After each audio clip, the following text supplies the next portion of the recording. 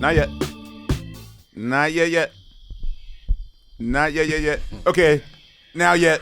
Suprema, Suprema roll call. Suprema, Suprema roll call. Suprema, what the fuck? Suprema roll call. Suprema, no, let him go.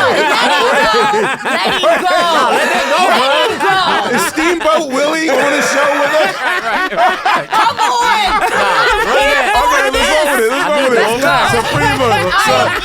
Suprema roll call. Hannibal B. Yeah. Questlove Supreme. Yeah. With a nice Kiani. Yeah. And fava beans. Roll call. What are you doing that nice? Suprema roll call. I love it. Suprema. So what's up, Suprema roll call? My name is Phonte. Yeah. And I'm feeling free. Yeah. Rap for 14 minutes. Yeah. Kept about 3. Roll call. Suprema. Suprema roll call. Suprema. Suprema roll call. My name is Sugar. Yeah. And on we go. Yeah. I'm from New York. Yeah. Where they filmed The Cosby Show. Roll call. Suprema shit. Suprema roll call. Suprema. Suprema roll call. I'm Unpaid Bill. Yeah. And I think it's clear. Yeah. I'm gonna ditch this life. Yeah. For a rap career. Roll call. Suprema. Suprema roll call. Suprema. Suprema roll call. It's Laia. Yeah. That's Hannibal Buress. Yeah. Right in front of him. Yeah. Got me stressed. Roll call. Kinda rhymes. Suprema got me nervous. Suprema roll call. Suprema. Suprema roll call. My name is Hannibal. Yeah. Don't call me Lecter. Yeah. When I make music, Yeah. you call me Eshu. Roll call. Suprema. Suprema roll call. Suprema. Suprema roll call. I'm going again. Yeah. If you didn't know. Yeah. I want to hear this motherfucker Yeah. do a harmonica solo. Roll call. Suprema. Steamboat Willie.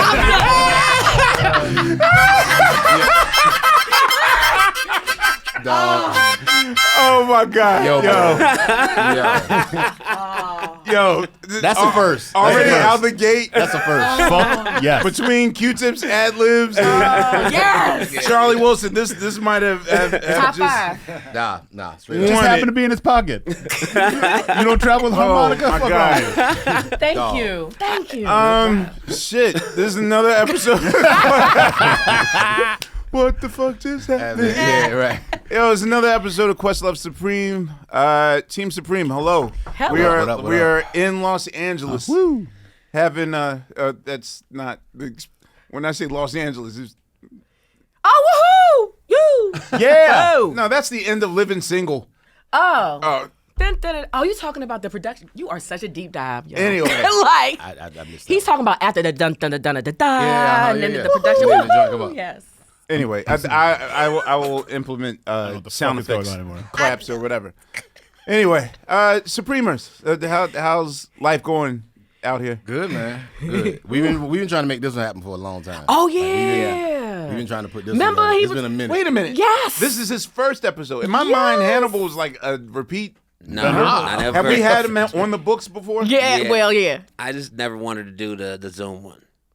Yeah. And yes, and then we were call. supposed to Nice. He had a do harmonica like gig. Roots picnic and stuff. But this is it happens when it's supposed to Nice. happen. Okay. Yeah. That's what's up. Yeah. Well, it's kind of weird because I really, unlike our other guests, I truly know our guest today. Of course, I guess I first met you walking in the hallways of 30 Rock, Yeah.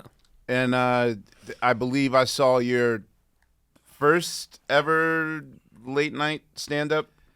I think that was the second or the third. You talking about When I did Fowler? Yes. No, I had done a couple before then, but that was one of the most impactful ones because it led to me getting Saturday Night Live from there. Yeah, I was gonna say that was there's a few. I know many of Stars Born moments when it comes to the music acts on the show that were like, Ariana Grande's first time or whatever, like people that are going to be like impactful. But I definitely remember in the comedy world, if you make Higgins excited, which Higgins runs SNL, Yeah.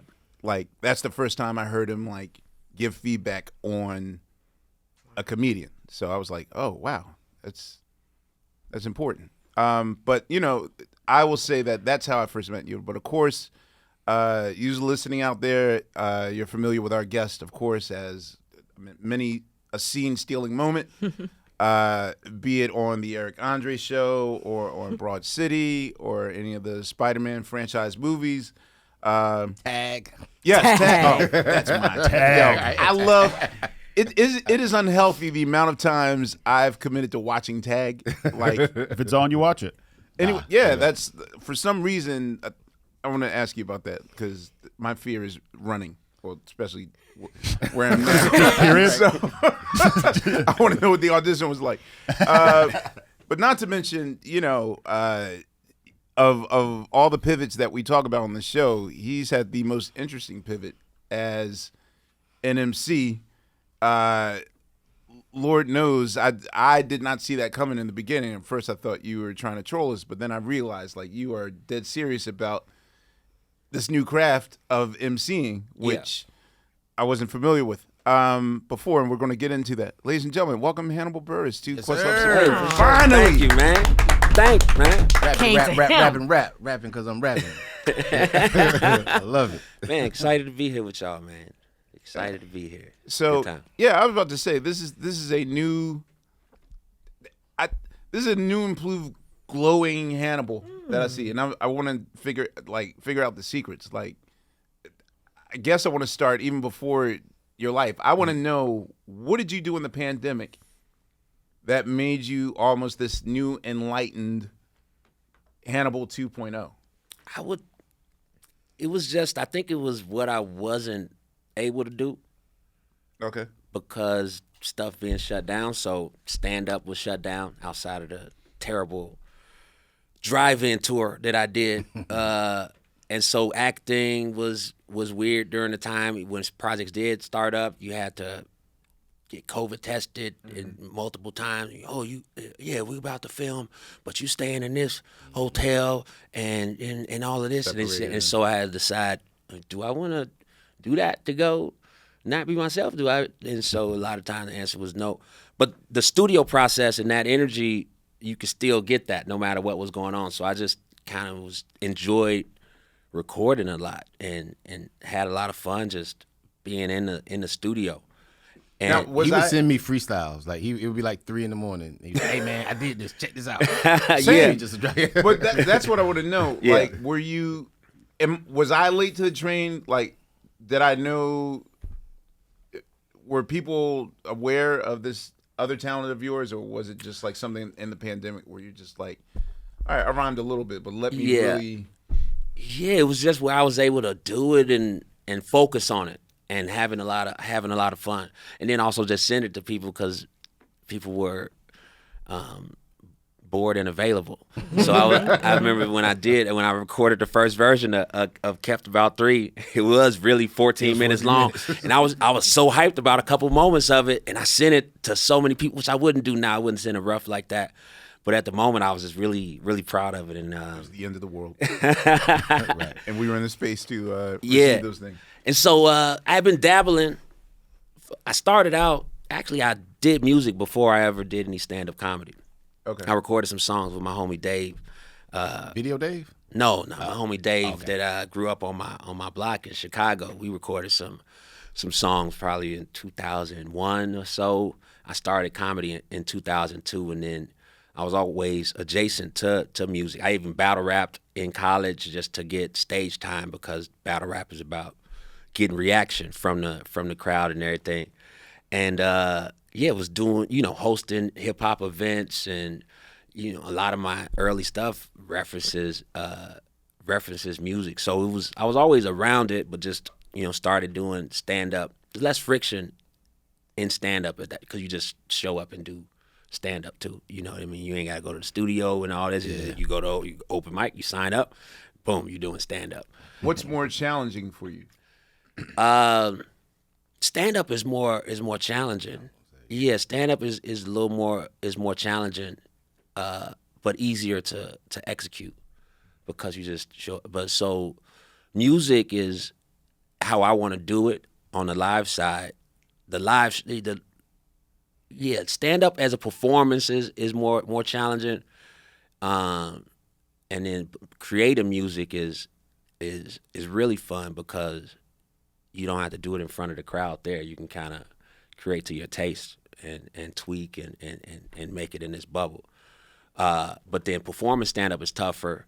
Performing music with the band, I really enjoy because you can kind of take breaks and be a fan of music while you performing music. So you know what I mean? You let the solo go off and you can just kind of vibe and be like, and it be sometimes when I'm up there with the band and I'm like, you hear something, like, damn, what? Like, damn, that's who rocking with me right now? Right. Like, what did he just do? Like, whoa. Right. And so those moments is really cool because you don't have to be on every single second and just, you know, figuring it out, man, and figuring out the just getting the show better. I think you can make jumps in the music performance as far as making your show better. You can make big jumps in short amount of time. Okay. I feel like as a comedian, you can make jump, but they take a while. But as far as music, you can do your show, and then you go watch a few folks that's really doing that shit. You're like, okay, we need to rehearse more. We need to get our visuals right. We need to bring our own sound guy. We need to bring our own monitor guy. We need to get the visuals on point. We need to all wear the same shit. We need to do the. I need to work with a movement coach. I need to motherfucking Well, run shit, it. you're more advanced than me because I'll be honest with you. After enrolling in Camp Cool J for 7 weeks, Yeah.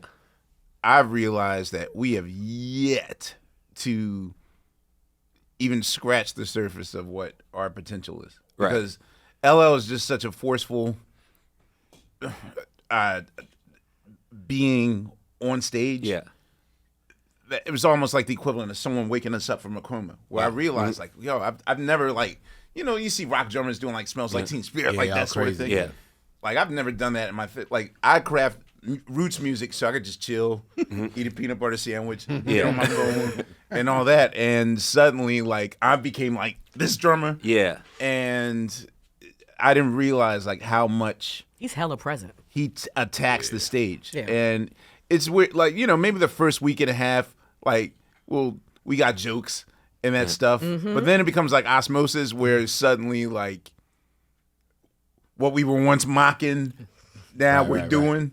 And so, yeah, I mean, the fact that you have the wherewithal, because for me, it was just like getting through a show without getting booed was my goal, which is why, like, every Roots show that, like, we've never, I don't have an ending for any Roots song whatsoever. Like, literally, I attach songs in just because I never wanted to end the song, huh, and hear, like, everybody just here, right? Mellow, my man, huh.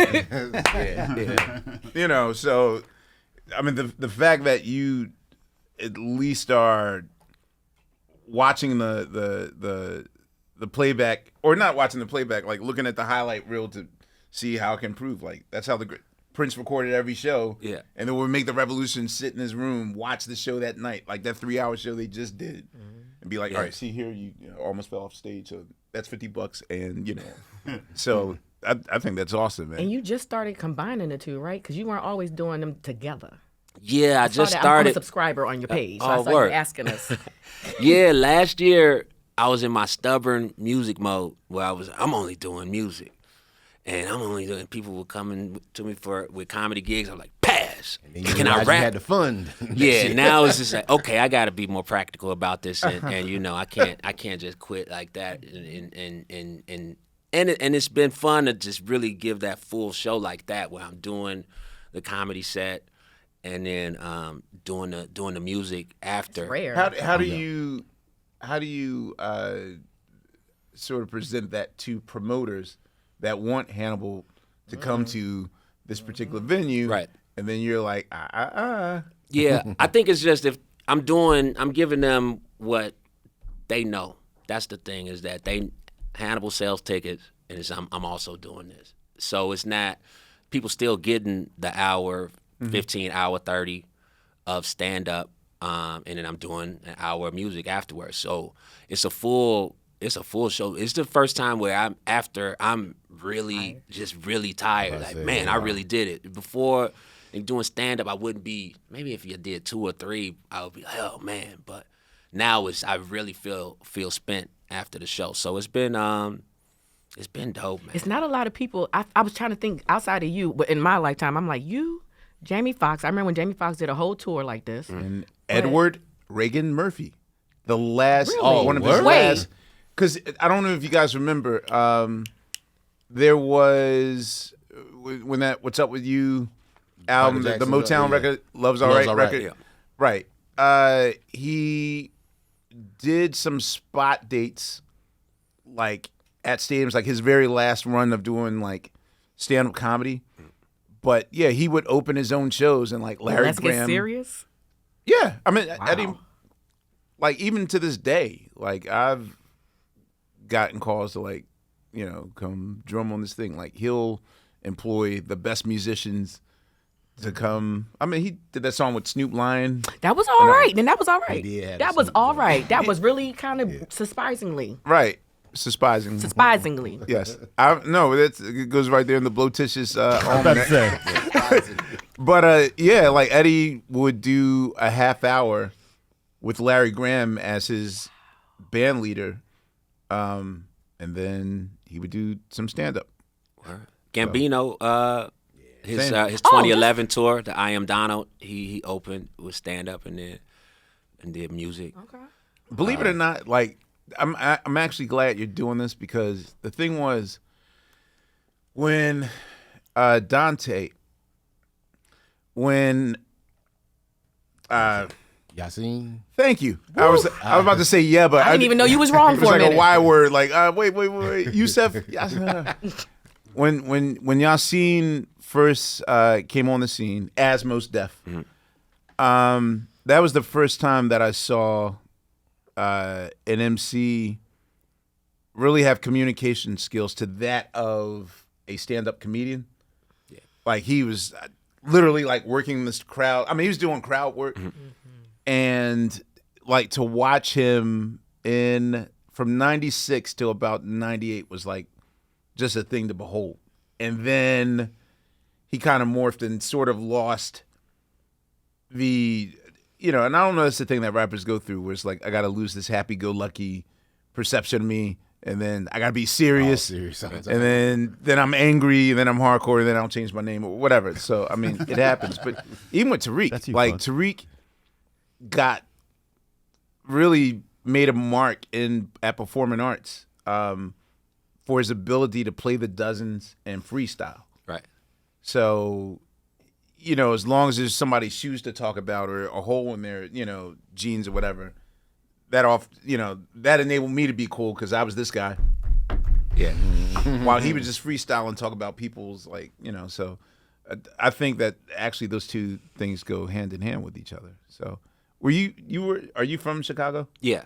Okay, can you explain something to me? Sure. Why is Chicago the epicenter of American comedy? For such a place that is also perceived as one of the most dangerous cities in America. Right. Which I don't even know if that's true or not either. Segregated as fuck. Why is Chicago? I don't know, man. It is I'll tell you, the city itself is the organization of the city of Chicago,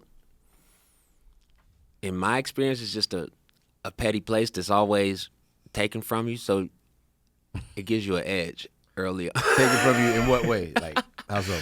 It's just, through ticketing, through all these different taxes, and I'm still scarred because they took my car because I had parking tickets, and then they booted it, and then they just took it, and then it was just, and then I still owed the parking tickets, but they had sold the car, but it's just the car is gone. So they sold the car? They disappeared my car, man, and so And you still had to pay the and I tickets. still had to pay it to get my license right. So it's just that is there's a lot of That aspects might of be Chicago. in every city. Animal. That's crazy. Is that every city? It might be. I think think so. It so. happened to me. I don't know. Oh, word? Oh, wow. You?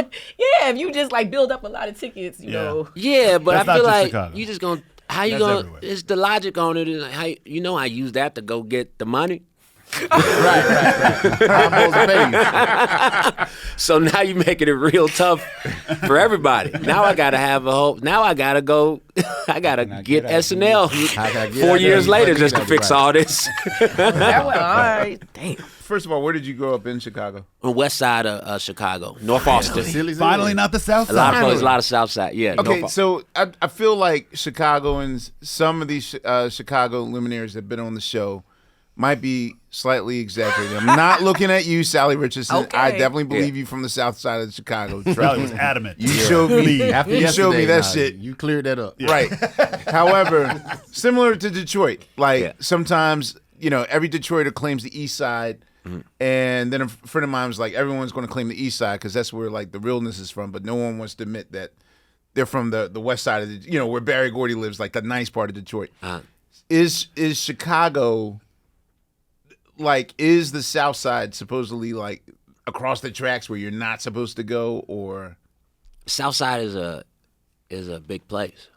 So there's hood neighborhoods on the South Side, and then there's also Bronzeville and Hyde Park, which is where Obama's house is. That's kind of the Harlem of Chicago, where you got nice houses and stuff. So the South Side is a pretty much a city in itself with other areas, and you got white neighborhoods on the South Side. You got Latino neighborhoods. You got so it has it's some tough spots on the South Side, and there's some nice ones too. But they kind of and that can change in 2 blocks. You're like, whoa, it's nice over here. Whoa, okay, I'm not safe.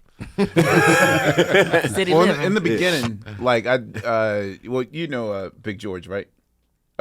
George. Who owns the record? Who owns the record? Oh, George's music. George Music Room. Yeah. Right. George Yeah. Daniels? George Daniels. George George Daniels. Daniels. Yeah. Okay, we hey, Big George. Yeah. But George Daniels.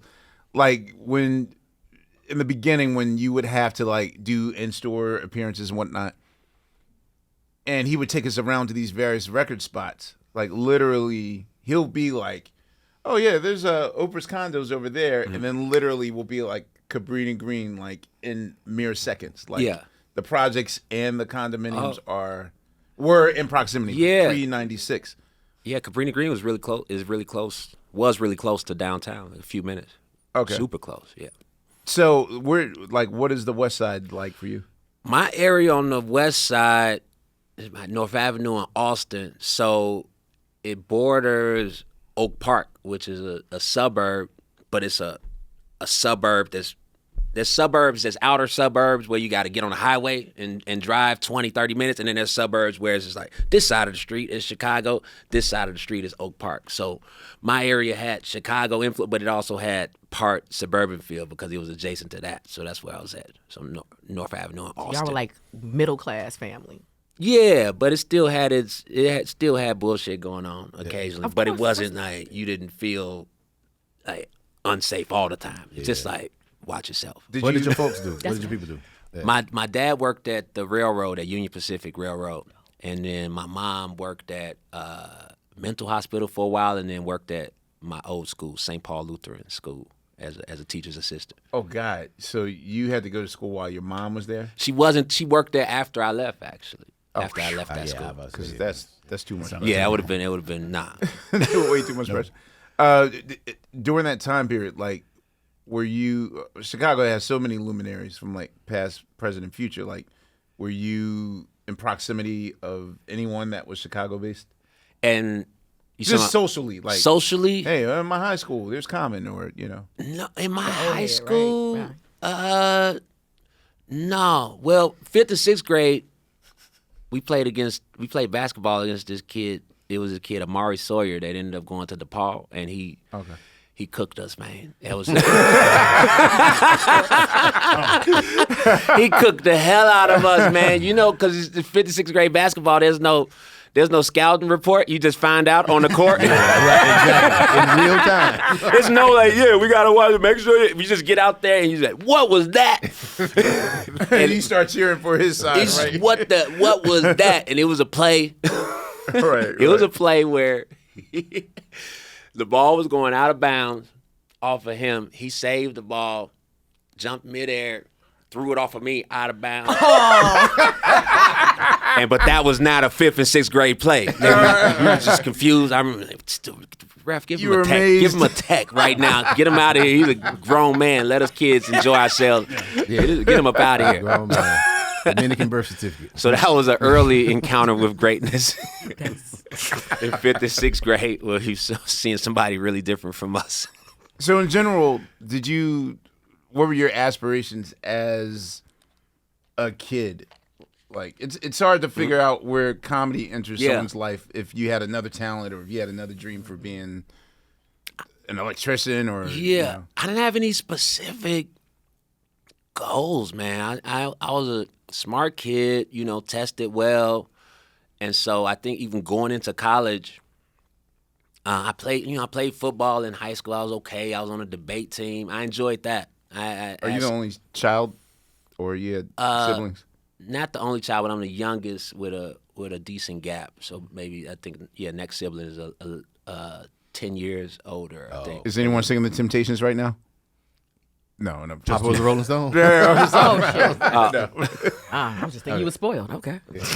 So you're the baby, and your siblings are decades older than you. A decade. So it's kind of like you were the only kid. Yeah, and I mean, I guess my sister kind of took on more of a motherly role before she went to college and like everything. Sally. Like Don. Anyway. PTSD. Yeah, exactly. I love you doing. No, getting a time machine. Yeah, but going to college, I think I just went just because that was what you was supposed to do. It wasn't with a real vision. It was just kind of you're supposed to go to college. And Where did you go again? Southern Illinois University. Okay. Major? My age changed. My first major was business, and then I failed finite math twice, and I said, I guess business not for me. Or at least their idea of business ain't for me. Then I changed to education for a little bit. Actually, time out. Yeah. Okay, so I know many a business major, but literally doesn't know what that entails in college. Like, so what classes are they? I didn't make it until where you took the actual classes. I was still in the, remedial part of it. Yeah, in the freshman level. So they had General ed. Yeah, the general. I didn't get into biology that. if you're a doctor. So it wasn't. I wasn't there yet. Because you didn't stay, but for how long? You stayed for how long? You stayed at the In college. In college? Yeah. Oh no, I stayed there the amount of time, 4 years. But I didn't finish. I didn't. Well, I decided I was finished. You gave them 4 years of your money, and then. Yeah, I mean, it is what it is. State school, so it wasn't super. Oh, you were crazy. smart. Yeah. Oh, I wasn't- started out at state school, Ahmir. If you go to your state school, that's, for instance, I went to Morgan State for 2 years. Yeah. My tuition was like $1,500 a semester. I'm Yeah. stupidly transferred to Atlanta. Really? Now I owe $100,000 on $30,000. Yeah, that's what. Still, Yeah. Oh yeah. you're paying off now. Oh, $155 on $30,000. Student loans. Oh wow. You have your degree. You didn't get And to see how buy that works? All that money, and people be like, "You got your degree?" Yeah, I did. Yeah. I don't know where it is. Okay. Yeah. Where did you graduate? Like, I'm sorry, Hannibal. This is your turn. 99 supposed to be 98. Okay. Yeah. Clark Atlanta University. I'm sorry. I know you went to college, but for some reason, most black people I know go to college. Like, they just like, then I dropped out my junior year or whatever. I didn't see them. I'm finished. We're very proud of you. Well, So you Phonte? Wait, No, I finished. Yeah. yeah. I finished in 01. I came in 97. damn, 2 01. degrees in here? Yeah. What? I mean, 3 degrees. Well, Ours are a given, right? yeah. Oh, yeah. Wait, Steve, you That's finished? just what happened. wait, everyone in the squad, I'm the only one that's not educated? Yes, the richest. Yeah, we didn't have a you're record our deal. boss. It's Yeah. 16. Learn from this, y'all. Yeah. Nah. Damn, now I feel We weren't horrible. doing this. No, you should be proud. Like, No, unless you can want to always put something go on this back 155. Oh yeah, you can Finish up. 55. Damn. Shout out to Joe Biden. I'm waiting. Well, there was a second when Swizz went to Harvard. There was a brief moment where you could take like Business a class. Harvard, business thing, but I couldn't do it. You good. But I want to do it before I'm 70. So Well, no one's telling you to go to Harvard. You can just finish up somewhere maybe else, you- maybe. Yeah, I mean, you can go to DeVry. You know what I mean? It's a lot of the Phoenix, nigga. Yeah. It's a lot of- University of Phoenix. Yeah, you jumping way out Yeah. there. All right, we'll do that. Take like Pay, 2 us weeks. gentlemen, pay somebody $500 to film the classes. You know what? You know what's up? During the Black Album period, there was a moment where I think I had him on the fence where I was like, yo, you know, be dope. Because this is the point where I realized that Jay had put, what was that Philadelphia throwback? Mitchell and Ness. Oh yeah. That he had put Mitchell and Ness out of business when he started like, hey, I'm wearing button-ups now. No throat. Yeah, I didn't really realize. Right. So when we were rehearsing, just before that album came out, do you know old boy who was like the Big Rube? yes? Thank God you're got here you. because I I got literally And she went to college. Sorry. big. All right, you get that one.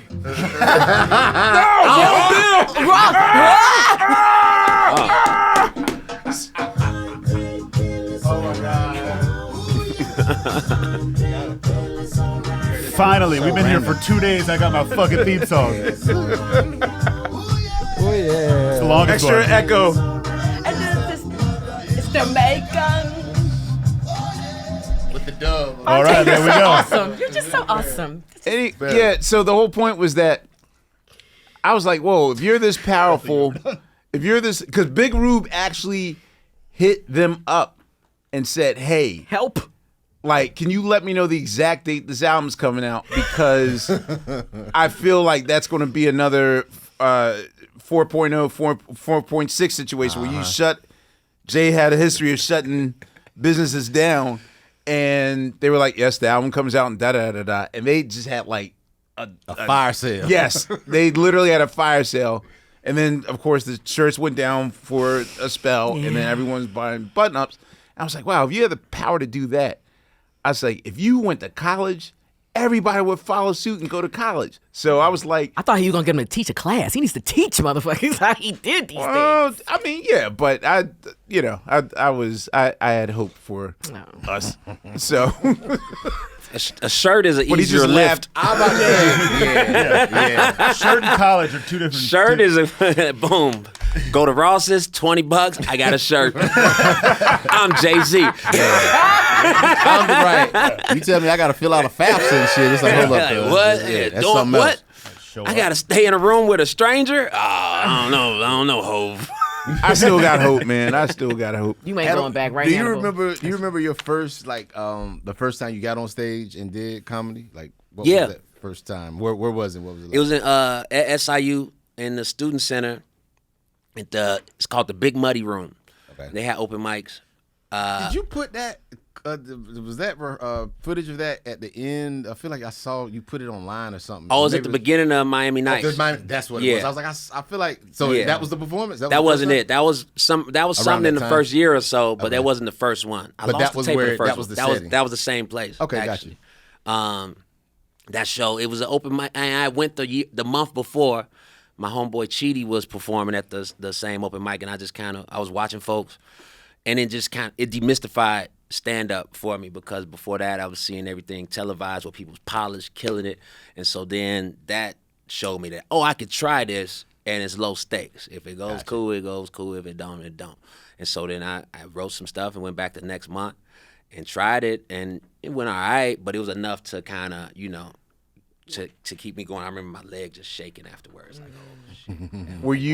Were you generally known as the funny guy in the crew, or were you the class clown, or like were you generally known as funny, or were you just observational humor guy? It depends. Sometimes I would, in the right group, I would be funny and over the top or roasting and what. But some people, if you asked them, oh no, he quiet. I thought he was quiet. Like, 'cause we probably weren't that cool. But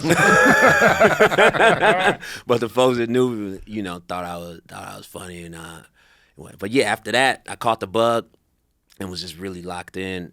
Just appreciated that feeling and being on campus too. That was the cool thing about doing it in a college setting, was that there was this bubble on its own. So after my first show, or it was another show that I did on campus. Actually, Lil Rel was on that show, and Wildcat.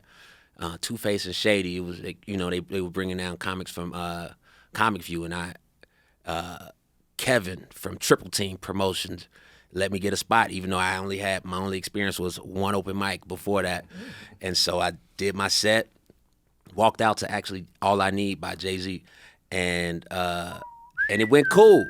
And then the next day after that, because it's a college campus, you run into folks like, yeah, you did stand up. Oh. And so it was cool to do it in that setting, and it also was easy to relate because you could, the lunch, the cafeteria food, campus security, what's up with, you had all this stuff because you talking to other 18 to 22-year-olds that's living in the same place. So I think it was a benefit to.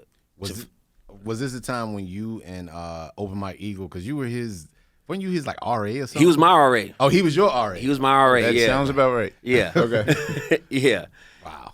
Yeah, Mike was my RA. He actually put me on to once I showed him. I went up to this place, Jukebox Comedy Club. I drove up there to do a guest spot and perform, and I had a VHS tape of my set, and I was hyped about it.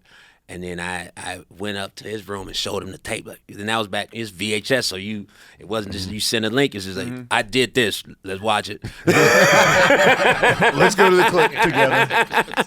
Well, let's watch the shit I did. You just look. And so he from there, he sent me some like the audio from Dave Chappelle, the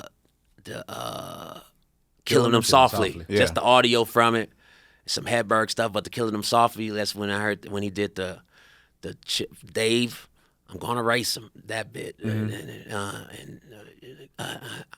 knew it was a bad idea, but I was high. I tried to tell him it was a bad idea, but all that came out was, shit, sometimes you gotta race, nigga, I don't know. And that was, I rewound, cause I just thought it was the timing and delivery on that was so crazy. I rewound that so many times. So, yeah, when I first got my drum machine, Yeah. the first thing I did was Which one?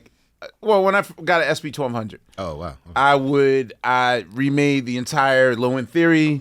I challenged myself to make at least side one of Nation of Millions. Like, you got to practice other people's beats. And then Dylan would do the same. All those Pete Rocket interludes, he would redo them shits and then try to figure out how to do it his version. Right. So for a comedian, though, like, I know, like, Eddie Murphy would say, like, yeah, I just take Richard Pryor's record and remix his things for people that didn't hear it in my school or whatever. But for you, how does that work? Like, what are the ingredients that you're taking from? So you're saying that Killing Me Softly from Chappelle was a seminal moment for you where you just studied just that bit, I like that just as a fan.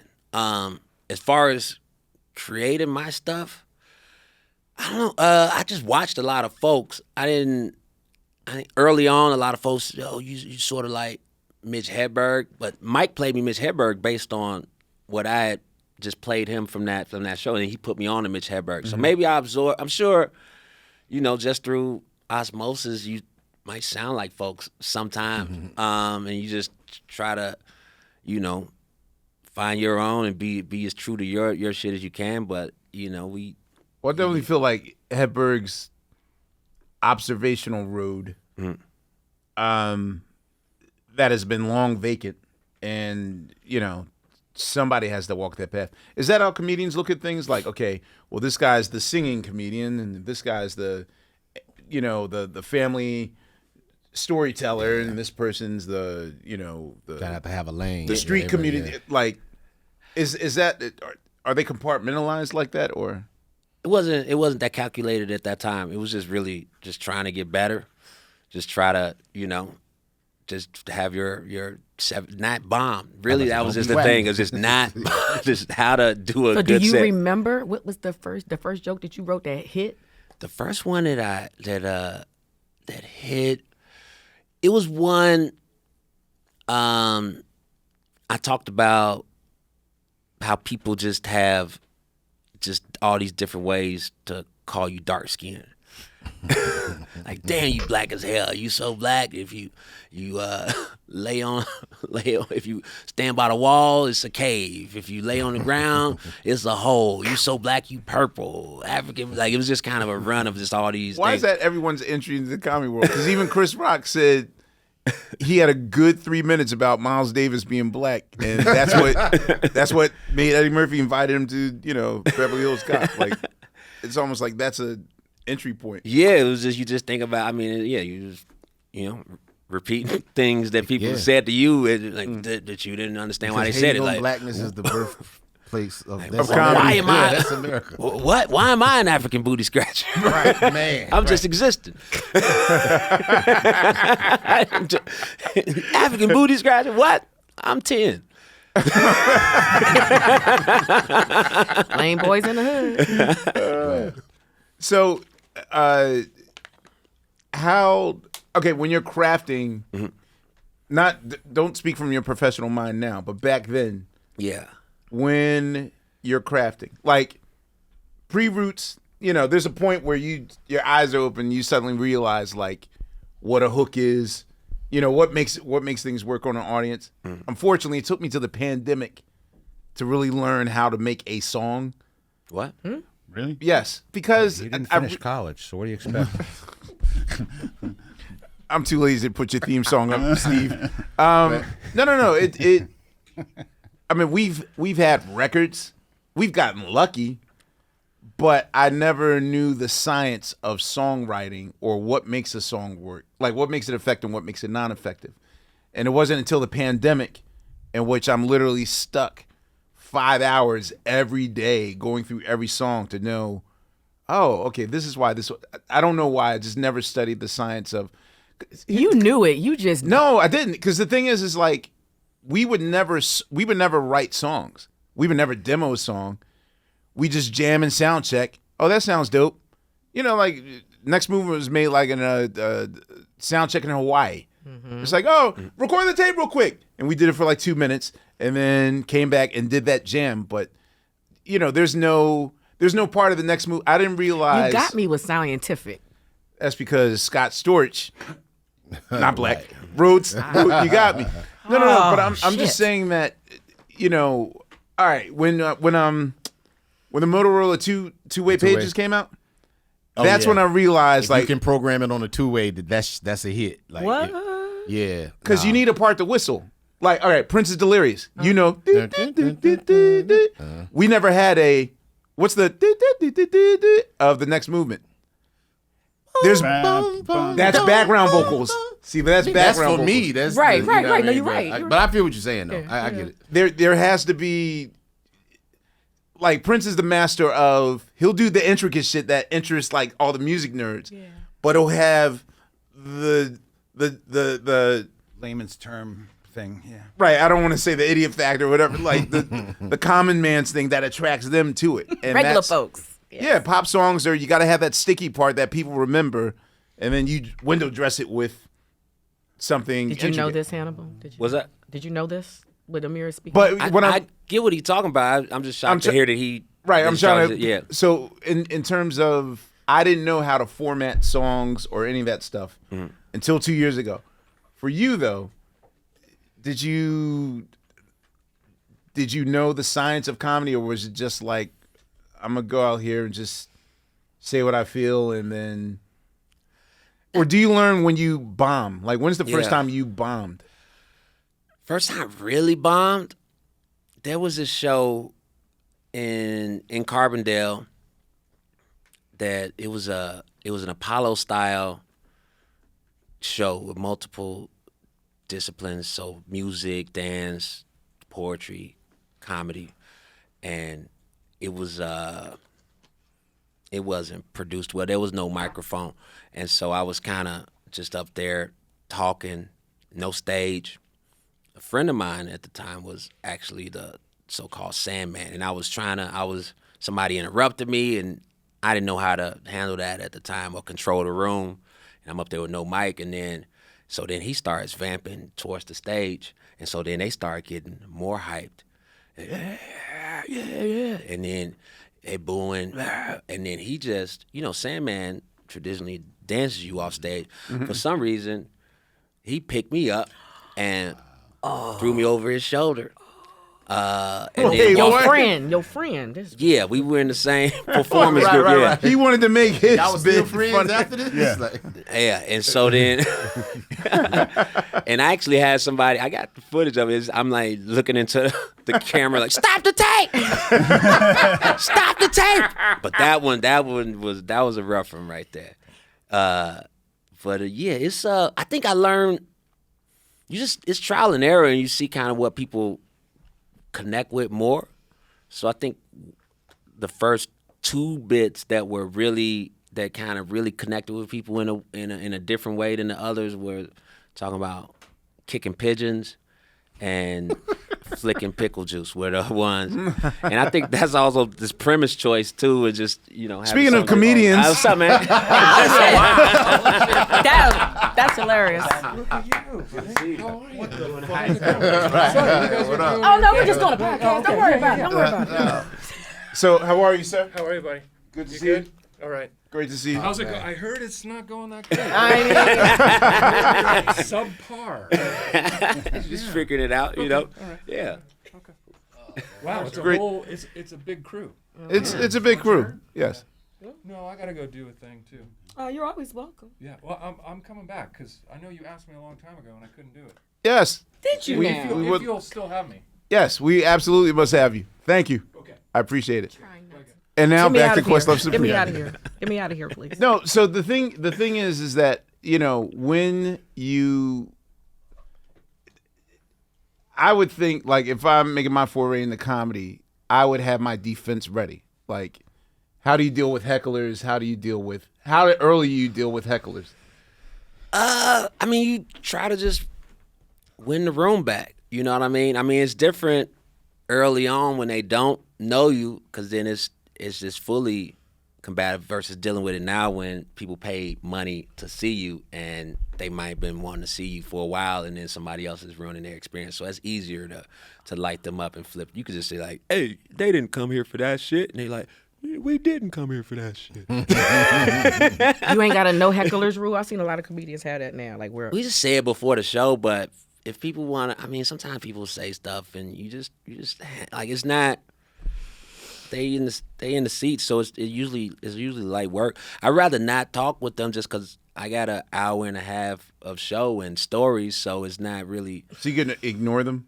No. Like, now you don't really ignore if they're loud enough because they took focus. So you just try to just settle the room and just show them why they're there. Who's that?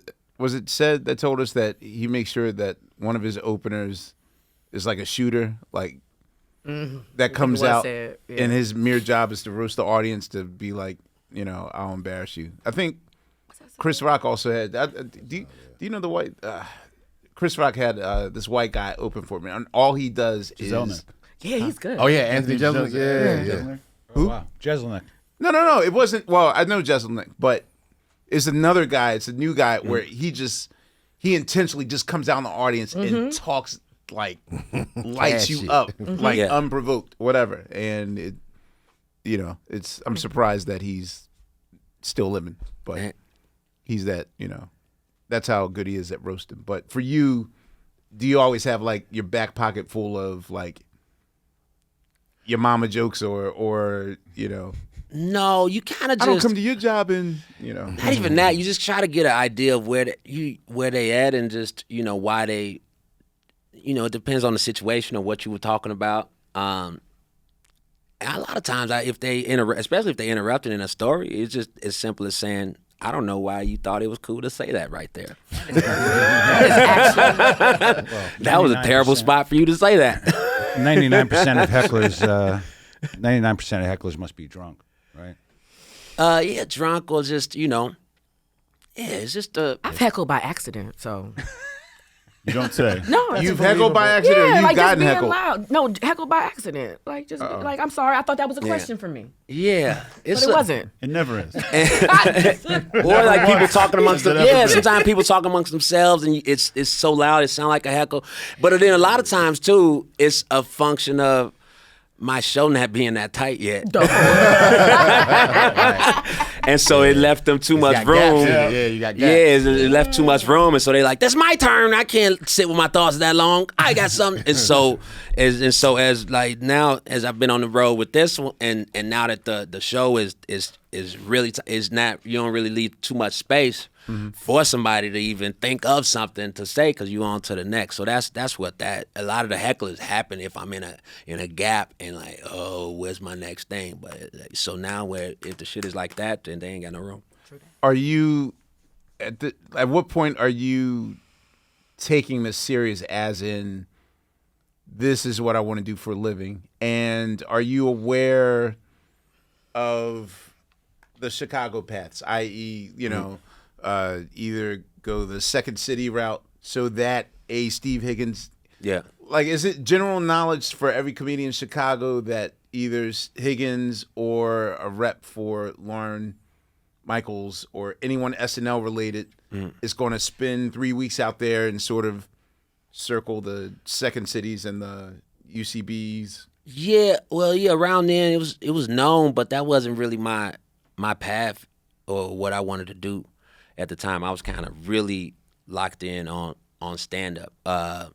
Even getting SNL was after Fallon, Seth Meyers wanted to meet, and I didn't know what he wanted to meet about because I hadn't submitted a packet. I had submitted some stuff the year before, and I thought it was so bad that I was blackballed. I did a cast submission with some bad. I was like, here's Chris Rock being Jerry Seinfeld. It was some stuff that really wasn't as good as I could have. So I was thinking, what does he want to meet about? Because I didn't submit any, and I damn near didn't take the meeting because I had a Priceline ticket back to Chicago, and those got they had really rigid exchange policies. So I was like, what does he want to talk about? Because you can't talk about it on the phone. Wait, all right. So that's another question you can answer for me. Because this is the number one thing every comedian friend of mine and The Tonight Show and SNL. Yeah. What is a package and what goes in those packages? Because they always say to me, well, just have her send me a package. Right. What's a package? The writing packet for SNL or just in general? Or if you want to be, have you written for a late night show before you did SNL, or is that SNL your entry into writing for a show? SNL was my entry. Okay, so if I want to submit a package to SNL, what is in that package? Probably a handful of sketches. This is also, I'm just thinking of what the format of the show is. I don't know exactly. So it'll be a few sketches, probably a commercial parody, maybe some Weekend Update jokes. And you have to type this out, like submit it as a script, or you do this like video, or if you submit it as a writer, you would have it typed out. Does it help if you have a visual to it? Especially now, probably now. I was my year was 2009, so I'm sure now is definitely more visual because they got more visual. I think they got 3 different visual camps in there now. So yeah, and they definitely focusing more on the digital. But yeah, I think it'll be a few sketches, maybe commercial parody, Weekend Update, and that's just a solid submission. So you feel as though that your actual stand up on that show was you didn't officially have to submit. I never submitted anything written up. I met with Seth. I think the meeting was just to see if I was crazy in person or intolerable. And then he offered me the job at the end of the meeting. Who was in how many years were you at SNL? 1 year, 1 season. Wait, what? Yeah. In my mind, you were like, or maybe I'm just lumping you in with Tim and Che.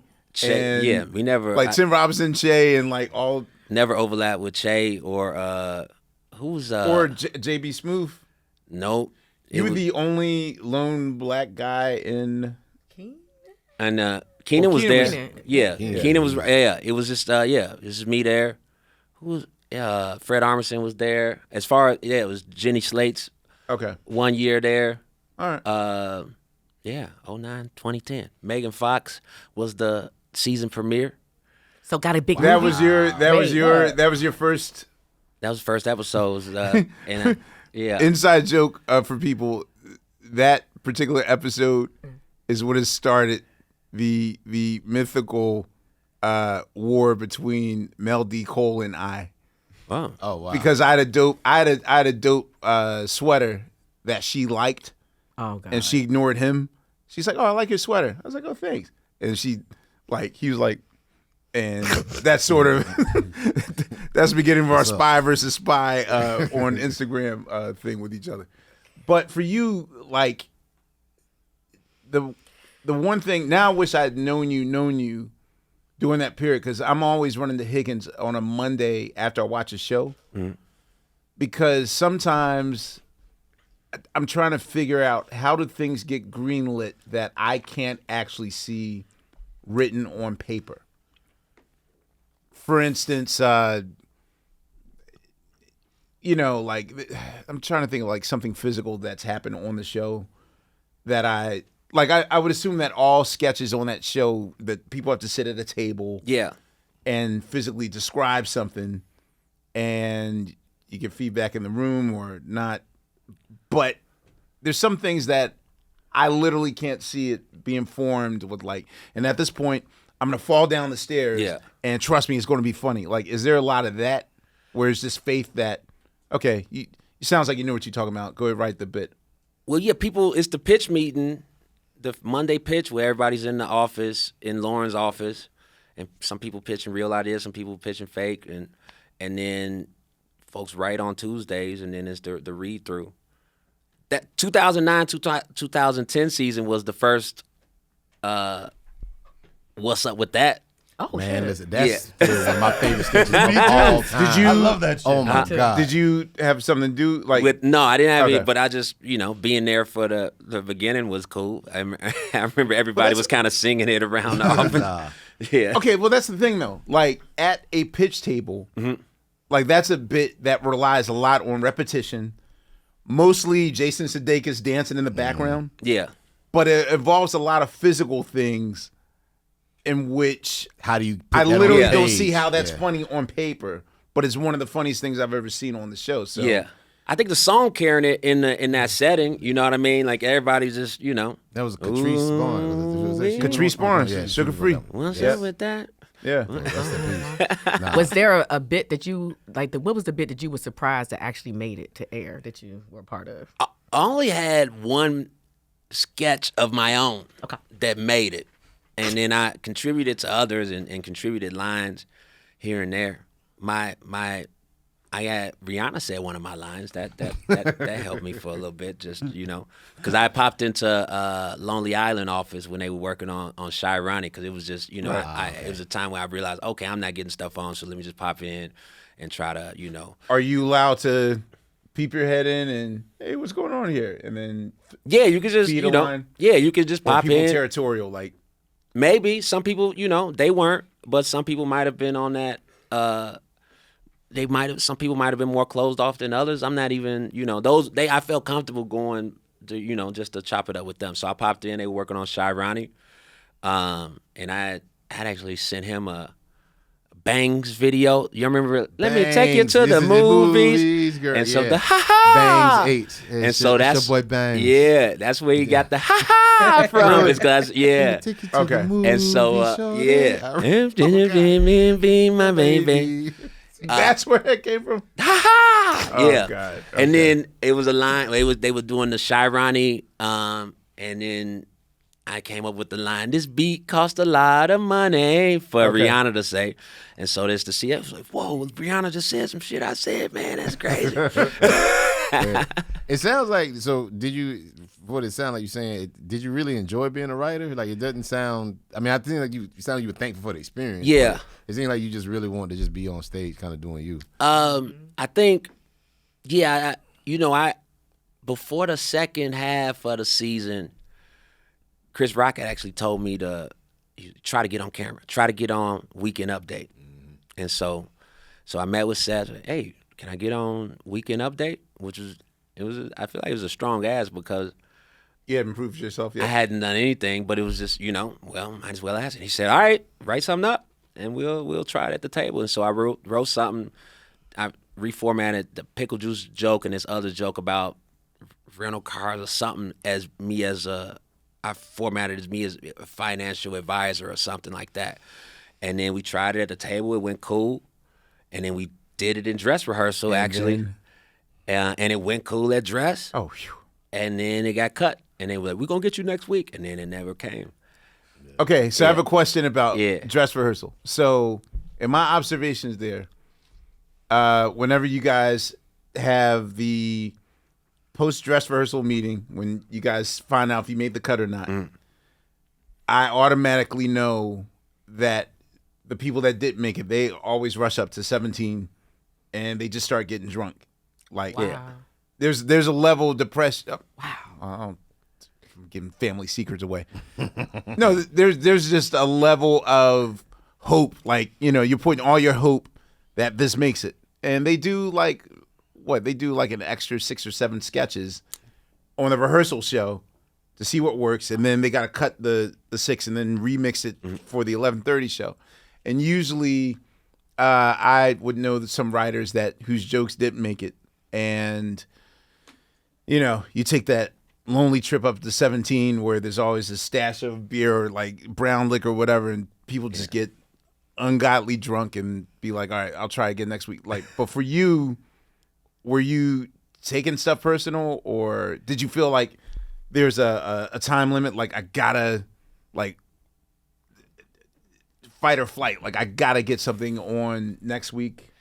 It was just, it was tough to not get stuff on because it was just, I knew I was funny and I was doing well at stand up, you know what I mean? And so I was having success there. But yeah, it was frustrating to not have stuff moving and feeling like I was creative enough to succeed in the format.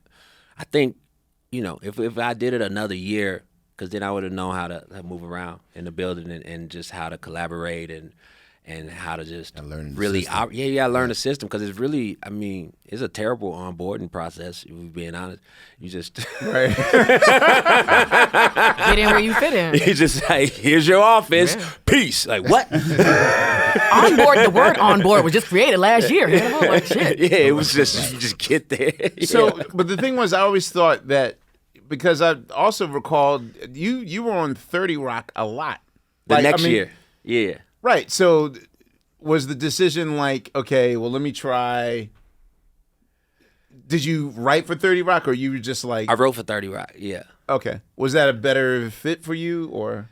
It was a different fit. I'll tell you, SNL kind of soft fired me. There was no real, and then You just didn't get a call back for the just next didn't get a season? call back, and then 30 Rock came through. I think because Donald had left to do Community, and then they need to They fill. needed a new person They for need it. to fill their diversity spot. Yeah, I think the day job, that was more of a regular job. 30 Rock was like, that was every, you know what I mean? Show up at 9 or 10 or whatever, leave at 6, and so. Was that challenging? Because that just sounds like the complete opposite. Yeah, it was of being a comedian. Man, it wasn't for me, man. But it wasn't. But less stress than SNL though, right? The thing with SNL though was that you would have weeks off, so you might do 2 weeks on, 2 weeks off, 3 weeks on, 1 week off, and then so for that week you go on the road, do whatever. Then plus But you not get for TV, not for 30 Rock. yeah, 30 Rock was just you on. So yeah, it wasn't really for me, man, like that. How long you do that job? 1 season. I went through 1 season. Okay. But it was early on. I realized it wasn't for me, and I said, "Man, am I about to quit this?" I wrote out pros and cons on a sheet. Like, About to quit just writing or quit comedy, period? no, quit that just job quit and TV, stuff. yeah. And so I just said, let me just tough it out for this year and do it. It's a steady paycheck. But then after that, because I had cabin fever, I think I went on the road for probably 8 months straight. You know what I mean? Just because I was. So I went everywhere. how far in advance was the Andre show? And how is that pitched to you? And does it make sense to you at the time when What Eric does that Andre- look like on paper? Thank you. Like for real. All the sense. I think it was just more, I'm doing this thing, And you already know he's crazy. And It wasn't even that. It was just you want to. It was. When did we film that? Oh wait. is he like an improved version of Hits from the Streets? Yeah. It was Damn, nice, Ahmir. And is, well, you never done any of the. Have you done any of this the street bits that he does or? Yeah, we did some street stuff in New York. Did the Black Israelites. Oh shit. I did shit. acting like. We did beating up the police car. I did drunk pull police that up. officer with a 40. We did who get a stranger. I wrote get a stranger to let who can get the most strangers, let them hold their babies, which I bailed on that when I do it in real life. I was like, wait a second, I know I wrote this, but I don't want to do this. So what's the planning like? Because I would assume that you would have to go to a place where you absolutely know that they do not know who Eric Andre is. Yeah. And I It would can see get y'all real. in Harlem and Yeah. in the Heights. First couple seasons, that wasn't an issue. Right. When it premiered in 2012. But by season we shoot 3, this how one- do you guys like? Because he's such a cult phenomenon. How do you Yeah. find? There were some places where I see y'all like went to like redneck down south. Like, how do you? I didn't do those. I didn't do those travel ones. Okay. And that's more on production and on that side of the game, as far as trying to preserve that. But yeah, the early stuff that wasn't really too much of an issue. He was able to kind of catch people off guard with a lot of the early stuff. It was a Has there ever been a situation so dangerous that it never made it on air? Like, whoa, we're a TV show. Oh, okay. It's been. I mean, I think he's gotten arrested before. It's been some crazier ones when I haven't been there that I've seen, and there might be some other stuff that's untold that I don't even know about if I'm not there. But You held face real good. Like the shit was normal. I was like, why? Damn, how did he do that? it's time. I mean, we edit out when I break, but I do break sometimes. But you just, I think sometimes you just bite the inside of your cheek to hold in and laugh and shit. It's little tricks. You just gotta grit the teeth. Like, One of the coolest things I learned in doing that show was how vomit is made. So there's a husband and wife team, Oh, shit. and they it's like they have their own ice cream truck, and what they do is they provide. Well, no, they provide. If you ever watch a show, there's a brand of potato chips that looks like Lay's, but it's called Let's. Okay. And you'll see it. Just look up Let's potato chips. It'll be on Community. It's been on like Scandal. Like that's their trademark. Like any random snacks, and you'll look like in the background be like Let's crackers or whatever. Like that's how they do it. But they also make blood and vomit. Like he handles the art for fake cereal and fake bread and all the foods, and she handles vomit. Smart and business. so she rolled in this like cart, and she's like, "So what's your favorite cereal?" And I was like, "Huh?" And I was like, "All right, Golden Grams and Captain Crunch and Trix." Peanut butter cup. Right. And then she'll take all that and put it in a blender, and that was my Vomit? throw up. It was a cereal. Wow. Yeah. And sometimes they'll put the pump. They'll put the pump in your hand, so it's like that sort of thing. And Yeah. so I had to throw up on the show. I don't even know if that made the final cut, but there was a point where I vomited on the drum set. So it was so tasty. Oh, And it we'll- tasted good? Yeah, it tasted real Well, yeah, good. because they put the cereal, all the cereals. Yeah. Yeah, it was all cereal. All right, so I'm going to pick a new approach to a question that I know you're tired of answering. I'm not even going to ask you the story about this. No, but I'm going to ask you, do you finally feel as though the Scarlet Letter, quote, hashtag of that situation yeah. is now in your rearview mirror? Or seriously, or do you wake up at night like, No, it's not in the rear view. No, sometimes people just hit me. It's like people hit me up freshly mad, like they just found out about it. And wait, it's to this just- day? Yeah, just new message. Fuck you, man. What the fuck? And it's just like, come on, man. But it's I've heard every reaction you could hear to the whole thing, and so it's just kind of that goes in this bucket, like because I've heard all of it from I've heard anything you could say about it pretty much in 2014 and 2015. So it's just no, it's just one of those things. How did you work through that? Because I just imagine it's crazy to just one day just wake up being the most famous person in the world for something that is totally unrelated to you. You know what I mean? And that was public knowledge, but never really. Right. It was a wild time, man. It was, it was that was the first time I would be on TV without knowing I was about to be on TV. And so that was I'm just chilling and watching him like, what? CBS and Hannibal. I'm like, wait, man, I ain't know what.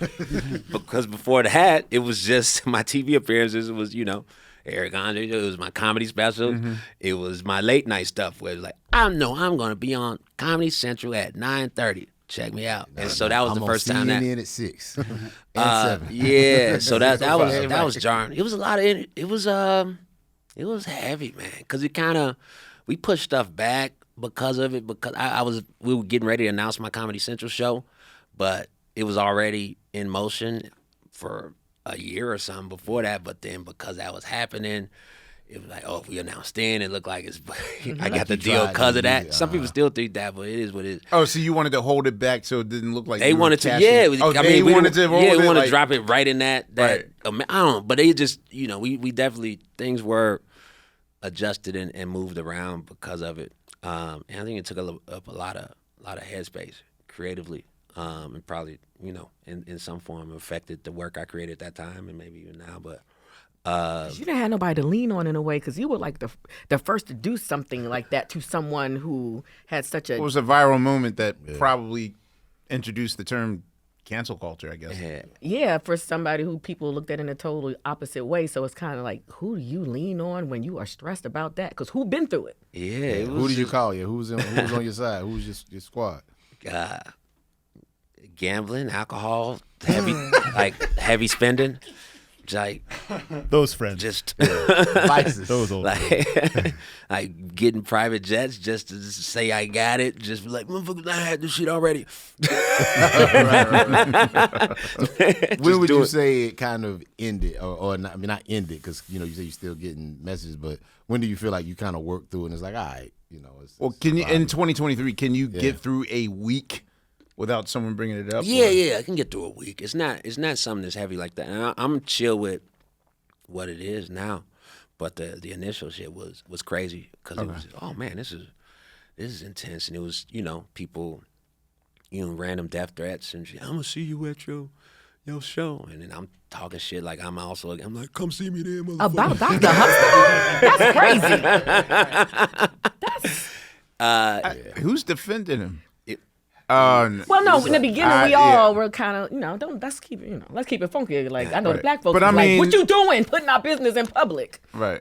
Well, I forgot about that part. I forgot about that. Right, Hannibal? That was heavy. It was So, I don't know. Like, at what point, for you though, like, is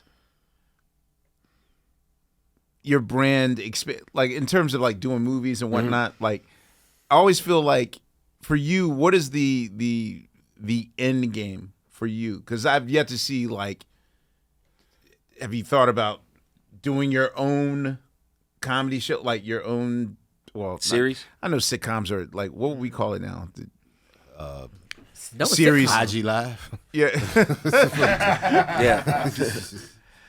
Yeah, but like, is it still a hustle, or is it like, where do you want to land the plane where it's like, this is what I'm definitively known for? Right. There's no singular thing right now, so it's pretty That's okay. fragmented. I'm not too moved by film like that as far as me wanting to make my own. I like docs. I did the one doc, the Hannibal Takes Edinburgh. We did one for my festival, Isolafest. I think the event space and just live. So, and helping others do great shows too. So I got the lease on the old knitting factory space. So I'm gonna be taking that That's over. right. You're back. Okay. Yeah, so I'm gonna be running that spot and just. Congratulations. So I think The old knitting factory, the one like in the Williamsburg. City. Oh, and okay, the one in yeah. Brooklyn. So Gotcha, got a 10-year lease there. This is a weird side question. Did old girl work out for you, or did you work? Yeah, I talked with her. She's dope. Oh, Yeah, I got when I'm back out in New York, we're meeting in person. But So you're literally going to run that spot. I'm gonna run that spot. Yeah, and probably do a monthly. What caused that? That used to be the old home of OK Player. Well, Yeah. OK word? Player used to be upstairs. Yeah. The space was still vacant. Knitting Factory left there August of last year, and then the realtor reached out. Hey, it's still, he was the new. I guess they had one for a while, and then he took it over as far as marketing it. He reached out to me. Hey, man, I know you used to do shows here. What you think about it? And initially, I was like, hell no, man. Why is it still open? And what the fuck going on? Why has it been open for a year? And then I just kind of started, running the numbers in my head. I said, this could be something really cool, man. And it's a great story to, I did the first night there in 2009, which led to me hosting my comedy night there. My comedy night was on Sundays because that was my only off day from SNL. Right. Were you part of? You and Tara did hip hop karaoke one night. Like I remember DJ Tara. Yeah. Were you there with Were you running that hip hop karaoke? Thing? No, we just did that special for my birthday. That was my 30th birthday. Y'all came through. Oh, I thought that was like a weekly thing. No, I was like, oh, this is dope. No, we just did it up for my birthday, and it was 2013. Okay. Thank you for coming through, by the way. That was fun. Yeah, But I man, I'm hyped about that because it just gives me. I love going to shows and seeing dope shows. So what's your vision, like in your mind? This is dope because, Yeah. folks like you don't do whole venues. It's great. Yeah. So you can just put whatever you want. That's Yeah, just to, I want to get a dope screen in there, like get the visuals right, just, really make it my own. And it's 300 caps, so that's a great. What kind of shows you thinking? All types of, just a dope artist, man. Book to my taste and I forgot. and also Knitting Factory is music also. Yeah. But I thought you were just going to turn it. Nah, it's comedy. it's gonna be everything, Everything you are. More, it'd be probably more music, you know what I mean? It'll be leaner. When you're working out comedy in New York, Mm-hmm. because I know that there's different communities up there, like Yeah. the established Comedy Cellar and then kind of the Vegas-y, I don't want to say hack. I don't know what to call the Vegas type of comedian, but that's Yeah. always like a Midtown Manhattan, Caroline sort of thing. Right. And then there's like the Brooklyn set where like Wyatt or, I guess they call it alternative. Is Brooklyn really considered like the alternative comedy hub? Like I don't think I would see Chris at any spot in Brooklyn. So Chris came through Knit a bunch. word. Yeah. Oh, okay. Chris came through Knit. All right. Dave came through Knit. Well, there's some people that just have no fear and Yeah. go, but like, is it still not segregated, but is it still like the alt comedians don't mess with the Vegas comedians who don't mess with the whatever the A-list that Comedy Cellar represents? I'm not one to speak on the current scene right now because I haven't lived in New York full time since 2016, 17. I've been out west. Okay. So I'm not really even well versed. I just kind of, I just started doing comedy in New York recently, and I'll pop out of Cellar, So I'm really not one to speak on all the dynamics. Is the Cellar a spot that you trust? Because most comedians tell me that you have to work out in a spot that is hard. Like Chris is like, no, I'm going to Palm Springs, Florida. Right. I'm going to. There's a spot in Ohio. He Mm-hmm. wants an audience that he doesn't resonate with whatsoever. And if they can laugh, then he knows he has something. But if you're in the Comedy Cellar, then it's like your boys are there egging you, like, yeah, that's dope. And then it doesn't work I think it's more in Utah or. for me, just doing an hour on the road, like you trying to headline, so that's where you I don't really even do that many 15 minutes. Like pop up on my show, and I want to do an hour because some of the pieces and stories now is 20, 25 minutes on their own. So I'm not gonna figure that out there. So I think just working on it, you get better as a headliner by headlining. And so this recent run, it made me realize before I put out Miami Nights, and my last tour was all theaters, which is cool and it's nice to be able to do. But it made me realize I ain't really hammering a show in the club and just getting the timing right and doing 5 in a weekend and having to perform through waitresses and whatever walking through and just get the show tight and then taking it to theaters, which I'm doing now. And so I'm noticing a difference in the quality and as far as just making the show bulletproof through just working on it. So it's been I'm hyped, man, because I've been I've just been moving around and it's an exciting time. I wanted you to talk about specifically Miami Nights and your decision to put it out on YouTube and just talk through that whole experience, because it was something for me. It was really inspiring. I mean, we talked in private about it, but it was really inspiring. I think a lot of artists it would inspire them to hear that story. With Miami Nights, it was a lot of it was the decision making around it was definitely based in emotion.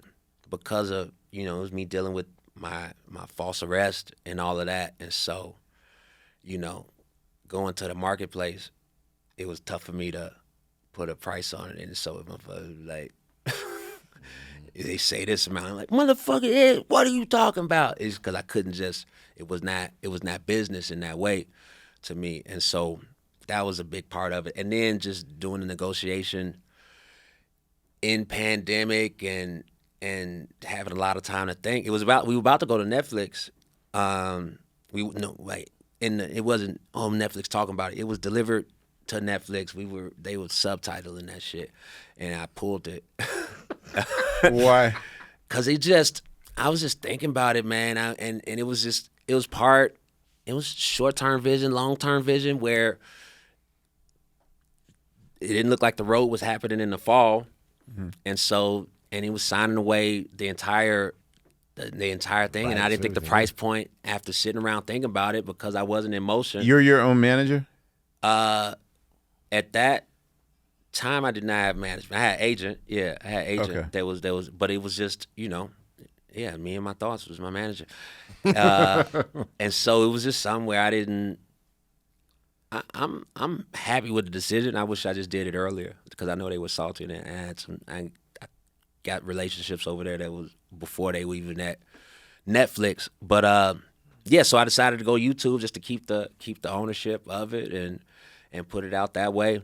So the YouTube ownership is like, cause I was wondering, I'm like, don't they still own no, something? YouTube doesn't own anything. Okay. And then I took it down from YouTube too, because it was weird releasing something in the pandemic and not having any live energy around it and movement, and then so now it's just down, and I be thinking I'm gonna put it back up, but I don't have no urgency, and I kind of like the idea of having a special that people can't really see. No one can find like that one thing in your canon that. Nah, you create your own scarcity. And so it's just I don't want to, I like just having, and maybe who knows when it'll go out eventually, but it's not I have to do it like that. It's just I'll ask you, because I still say that's the two things that I've not seen a comedian do yet, and I feel like comedy should be something which a comedian will attempt to go in uncharted territory. And so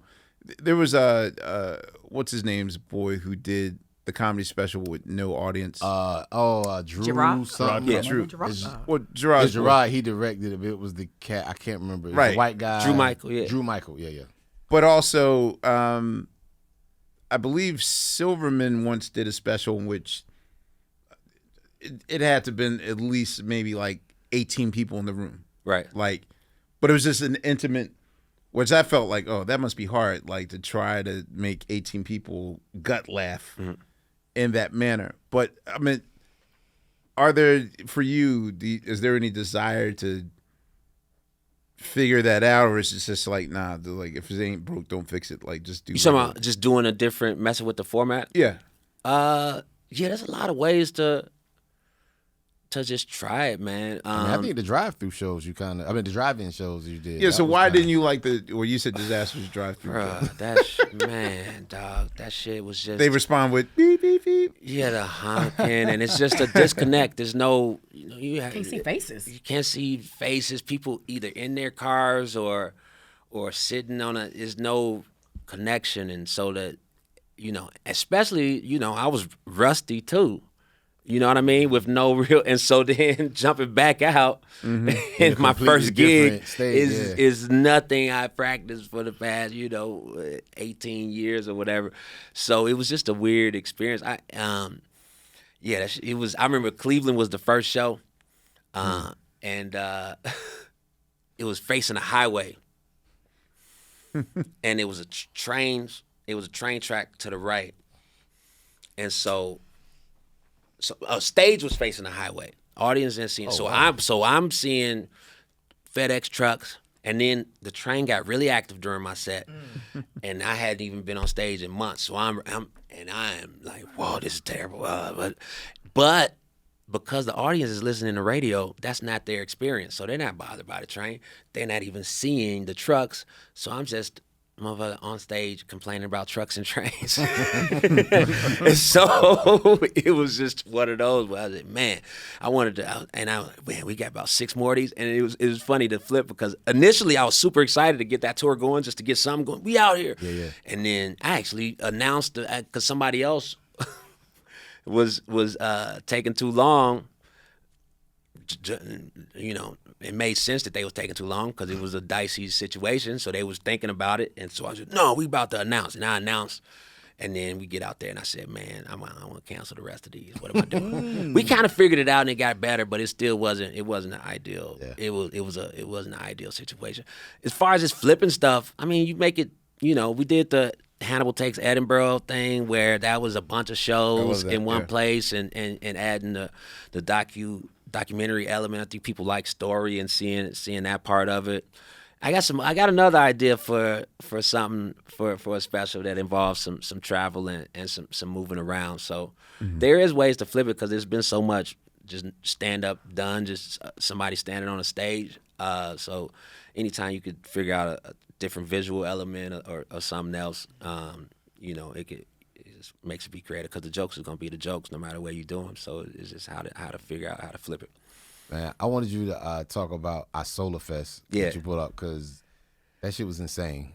So, how do you get however many thousands of people that you got to a small town that, you probably couldn't even find on the map? Yeah. Isolafest, December 2019, I had the idea. I have a little club. Me and my cousin own a club in Isola, Mississippi. That's where my mom's side of the family's from. And so I had the idea to I wanted to do some shows down there just to draw attention. And population of this town is 1,000 or less. Super small town. But I said, you know what? You do the right shit, people will show up. And so I wanted to do a show down there. And then I hit up T-Pain expecting him to say no. It was really just a practice call. What? Just a practice call, just practicing my pitch. Yeah. I'm gonna let him say no. I hit up T-Pain. Hey, you want to do the show in Isola? Shit, I never thought of that. I need that advice right the fuck now. I'm doing this shit wrong. I gotta call up Redhead Kingpin and the FBI. Practice on them, then hit Dr. Dre. I get it now. Okay. I'm expected to know. I said, you want to do the show in Isola? I'm thinking of this. He said, yeah, I do. I said, what? And so then I escalate from being a one-night thing to a 3-day festival, which was unnecessary, but we got the memories and the experience. And then we was only doing it on 3 weeks notice because the play was to do it in December. So this was, I guess, late November that I was trying to execute this. And then we were going to do it properly the following Memorial Day weekend, now that we established it and everything. And then, and we did. It was cool, man. It's a lot of challenges you could imagine to doing a show in rural Mississippi, but it was dope to have it come together after, because it's, brought a lot of artists down and people. It wasn't thousands of folks. It was a few hundred. But it was people came from everywhere to a lot of spots in the South, and the folks that went to it hadn't seen anything like that there before. So you could see that genuine appreciation. I'm gonna try to get that. I'm gonna get that back rolling and do a lot of updates to the club too. Once I get my Brooklyn stuff going, the goal is to have like kind of stuff trickle down to there, and maybe I'll start booking folks on the Isola Brooklyn run. Nah, straight up. Nah, for real. But I want to just have multiple venues and build like that, and just really do some cool stuff in the live space. Yo, I got a question. So when you did the Spider-Man movie, Which one? I recall that at one of the premieres, you had sent a sub to go in your place. Right. Where did that come from? MF Doom. Yeah. I guess partially that. It was just really, I was on set at Tag, and they needed me for that day, and I didn't want to not have any presence there. I didn't want to just be, I can't make it. It's a Spider-Man So premiere. how did you? So he looked like him? How did you? No, I don't think he. He just, he didn't really look like me. He's just a little bit taller. He was bald. And I just, Actually, But like, nothing how on did me. you? How did you? One, how did you find him, and what was the game plan? And did you warn the Spider-Man people that you're sending a sub in your place? no, I found him. I tweeted it out, and then I wasn't getting, I said, hey, I need a I lookalike. tweeted it out. I love this. I need a lookalike, have decent comedic timing. I forgot what the ad was, but put that out. And then there was a bunch of folks that was emailing that weren't serious white folks. It was like, come on, man, I'm trying to do something here.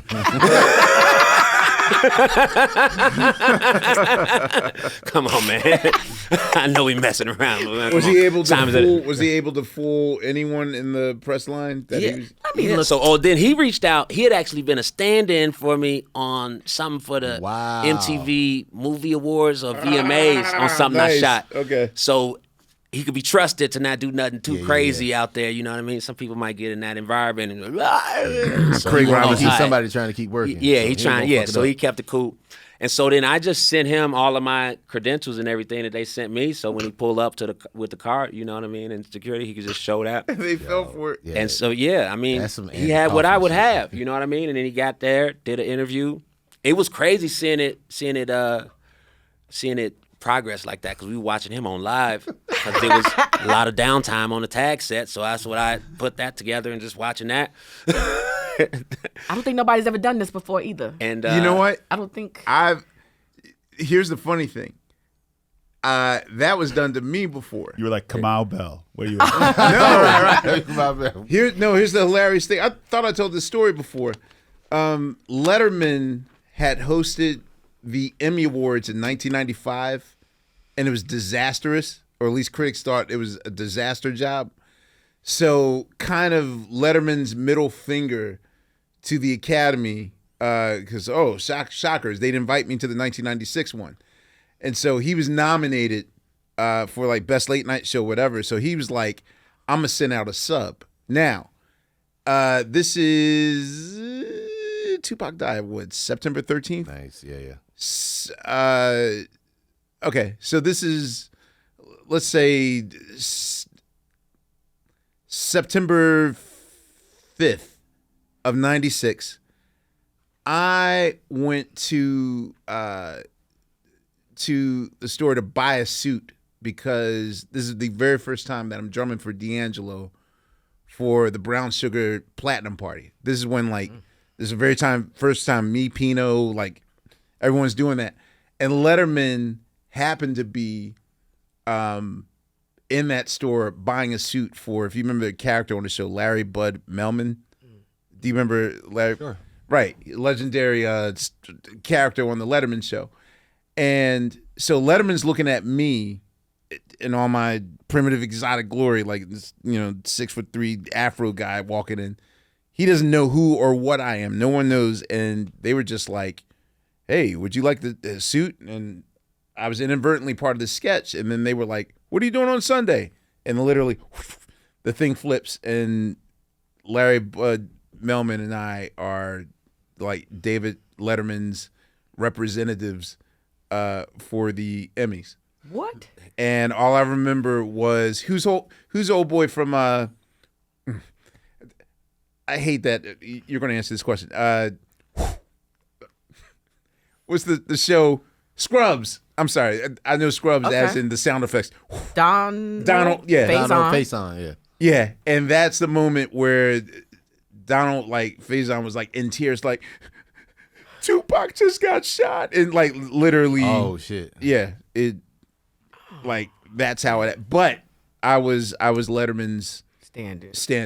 Yeah, and then maybe a week later the show realized like, this isn't a random guy. Like, this guy is an actual, like, they put him on. But you got to go to the. That made me, but then it also made me a friend of the show. And then the Roots could not get on Letterman at that time doing that Do You Want More Philadelphia period. So that kind of opened the door. So, yes, I was David Letterman's proxy.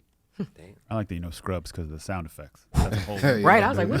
I didn't know they I had didn't know what show. I was like, that Thundercats? Like, No, between Parker Lewis Can't Lose and Scrubs, Woo! like they would just, him and Gentlemen, cinema.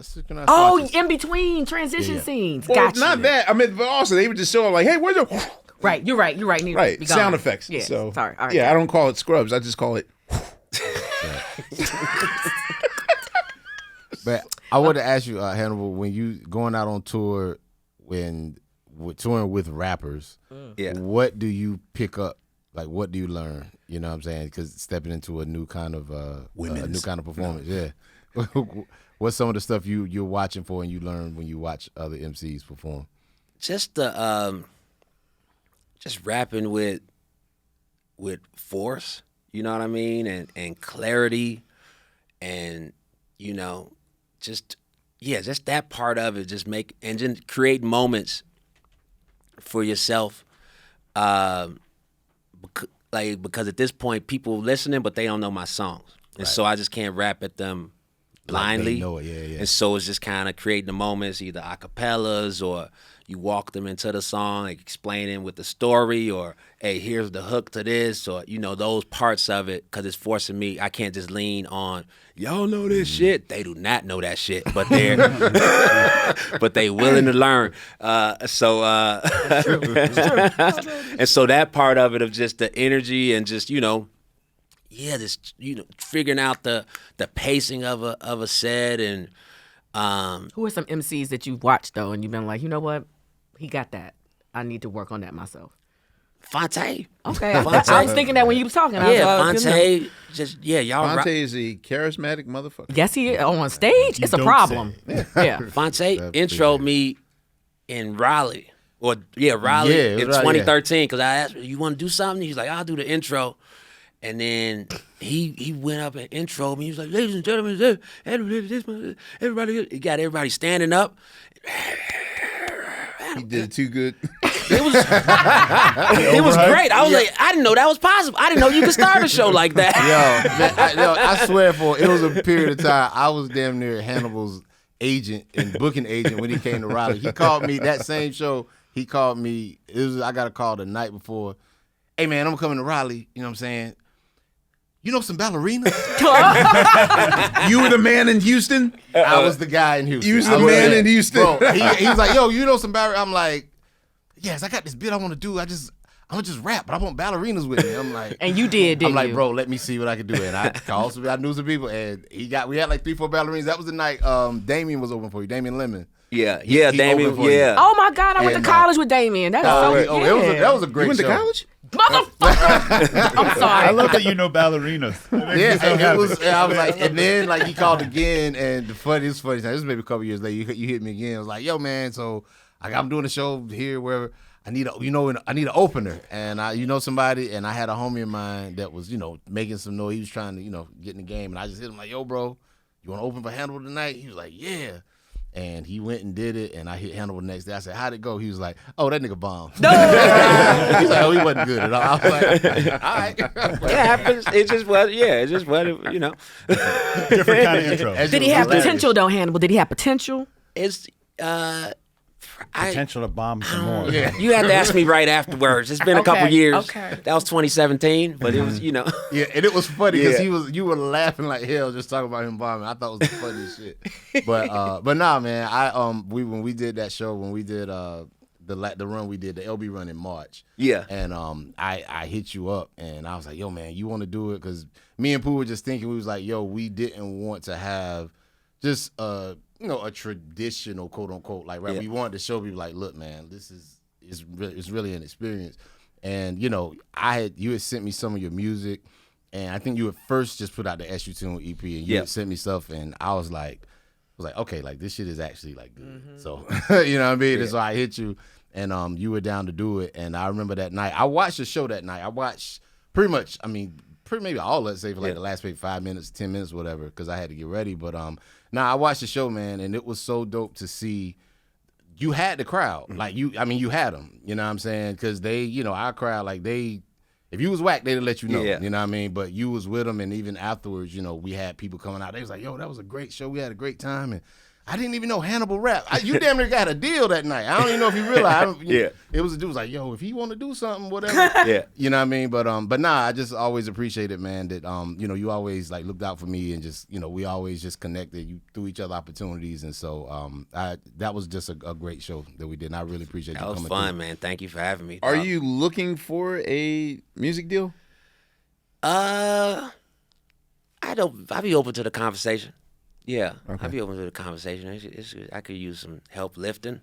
Somebody has approached you already. No, nobody's approached. Yeah, we'll just we Keep rocking, get your leverage up.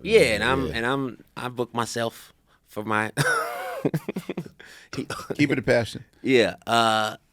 Where does the name come from? Eshu is Everybody think you Nigerian, so. it's the trickster god from Nigerian mythology. I looked up African mythology when I was trying Man. I was hoping. I was like, it sounds so Nigerian, but I didn't want to put that on Hannibal. I have a question. Yeah. So just in general, though, you do so many different types of things: voiceover, acting, podcasts, music, comedy, etc. And I'm sure they all have their own individual challenges. But at some point, does it all just become one thing, or just become entertainment, and you just say, "I'm just gonna entertain"? Yeah, well, right now the focus is kind of really shrunk into just most music and comedy is the main thing. I haven't been really acting like I did. I did one thing last year. I did What We Do in the Shadows. Did a day. I really ain't acting on nothing if the ask is more than a day. Like if we can't get it done in a day, I don't want to do it. I don't care who it is. And so Damn. Okay. Yo, I get it. It's just hurry up and I wait. just wanna do- It's just But, hurry up and wait. But so with the music and comedy, what's been cool is some of the concepts from comedy, that I just alluded to have become songs. Like veneers was That's my just joint. like a throwaway joke. Like, yeah, I got these TVT veneers, and then something else, struck where I was like, oh, that could be a song. And even now, I tell this, I tell this whole story in my stand up about, going to my grandmother's funeral, leaving the funeral, and then being in just driving aimlessly. I ended up stopping in Shreveport, gambling, drinking, and it's a whole thing. And I'm leaving Shreveport. This guy gets shot at the gas station while I'm there. He dies, and this whole thing. It's a wild day where I was like, whoa, just because I ended up drinking too much and gambling at the casino, they took my keys even though I wasn't driving, and it held up, and then I ended up being a goddamn murder witness. And so it was a wild week. And so, but then I talk about that in the comedy in one way, and then I also talk about it in the song, the same story. But then the comedy has different expectations than the storytelling in the music. Where in the music, I just focus on the details of the story and moving it along. There's not much humor in it. Where with that type of stuff in comedy, you got to flip it, or it's just gonna be real depressing and dark in the room. But it's little. So it's just having those is. The same thing as certain ideas for a stand-up lend themselves to a sketch, or something might expand to a movie, or it might be a conversation topic. It's just about how you choose to position any idea. How did you link with Kiefer? That he's one of my favorite Kiefer's producers, dope. Musicians. Like Kiefer's so dope, man. How did that hook up? I heard he produced Yada Yada, Anderson .Paak, and I heard that track, and I just love Paak performance and writing on that, and I love the beat too, just the feeling of the keys. And so I just reached out to him in 2020. Yo, this is dope. When I'm starting to do music, and he sent me a few beats, and the one for Kept About 3. It's just the way his chords are, they just really take you to a thoughtful place, and you start just like, oh, you're like, yeah, and another thing, oh yeah, I remember. It just brings a lot. His music brings a lot out of me as a writer. It's another track we have, the two that just kind of it puts you in that reflective place. And so yeah, he's a really dope artist, and just his music, he's just really makes me realize, oh, I got a lot to say. Sometimes you hear stuff, you're like, oh, was it like when the right beat of his, it just everything starts flowing. Yeah. Any plans on working? I forgot where it was, but I often Shazam songs that I don't know, who they are, and for some reason I've been very late to the Quelle Chris and Quelle Chris. I always say QL. Yeah. Quelle Chris and the Jean Grae project. Yeah. Everything's fine. That shit was brilliant, man. Yeah, I was like, Jesus Christ. And then I was like, shit. Like, I religiously read Pitchfork, and I missed that review. Like, Jean's back. She's back. No, this was from a year. It was like, years I think ago. 2017 or 18 or 19. something like that, yeah. But I heard it so somewhere, fucking and it was the song, Joan, that you were on. Like, are you ever going to work with them again, or? I got a couple unreleased joints with Quelle, actually. I got a bunch of stuff that I got to just start letting fly. Nah, man, you, Quelle, Open Mike Eagle, like y'all are like just some of my favorite artists, man. Like y'all dudes, like I really fuck with y'all, man. Thanks, man. Yeah, it's off the beaten path, but it's still, it's Quality still soulful shit. and quality. Yeah. It's quality shit. Quelle's a dope producer, man. He's a dope producer. Where there's one track that sound like a soul track, I had it for a while, and I said, "What's the sample on this?" And then he sent me what the sample was, and it was just some Japanese cartoon theme song. But I thought it was That's a 70s. on brand. That's on brand. I thought it was a 70s soul sample or something. Nope, Right. it's not what you think it is. But it was dope to that type of sampling where it's not, where he completely flipped it and put it in another world. And I guess he went on record about it before, but can you talk about like how sobriety has changed you and transformed you to who you are now, just like as a family man? And Oh, I'm not sober. so I I was waiting. I fell right for now. That was the best shit. That was great, man. No, I saw this interview where you were like really getting Sober on certain things. Yeah, I was sober at that interview. oh I was sober around that time, but that was This probably I'm guessing that was 2019, 2020 or something like that. this is the A perfect long interview. time This is ago. perfect ending of an interview. Yeah. Nah, Yeah. I swear to God, like you gave a really heartfelt answer about like No, at that time, life yeah. series and all that stuff. Yeah, for sure. Okay, well, I had a good run, 3 Welcome years. back, motherfucker. Yeah. All right. Pass the shrooms. By the way, Yes. I want to apologize for speaking of sobriety. I ran on the stage when y'all were doing an event sponsored by Bud Light. Yo, nigga, I forgot about that I need this story now. shit. Oh my God, it's really not a big deal. It's like you do those. It was like what, Super Bowl time or something like It was South by Southwest. And, same thing. And when it's a corporate gig, Totally same. Sure. there's regular gigs and then there's VIP. corporate gigs. Right, okay. And Hannibal was there, so we were like, hey, just get on mic and talk. And he talked about the taste of the beer was not too savory. Oh, shit. I love But it was like in front of the president and all that Kid stuff. Rock Bud Light is- moment. I like it. All This right. is Now Sean G was catching a heart attack because he Yeah. didn't want to drop the bag, but we was laughing our ass off. this Like, is the story. No, y'all didn't. Hey, you didn't see them laughs, huh? Huh? No. This is. He remembers it differently. I remember it completely. I didn't ask to go on stage.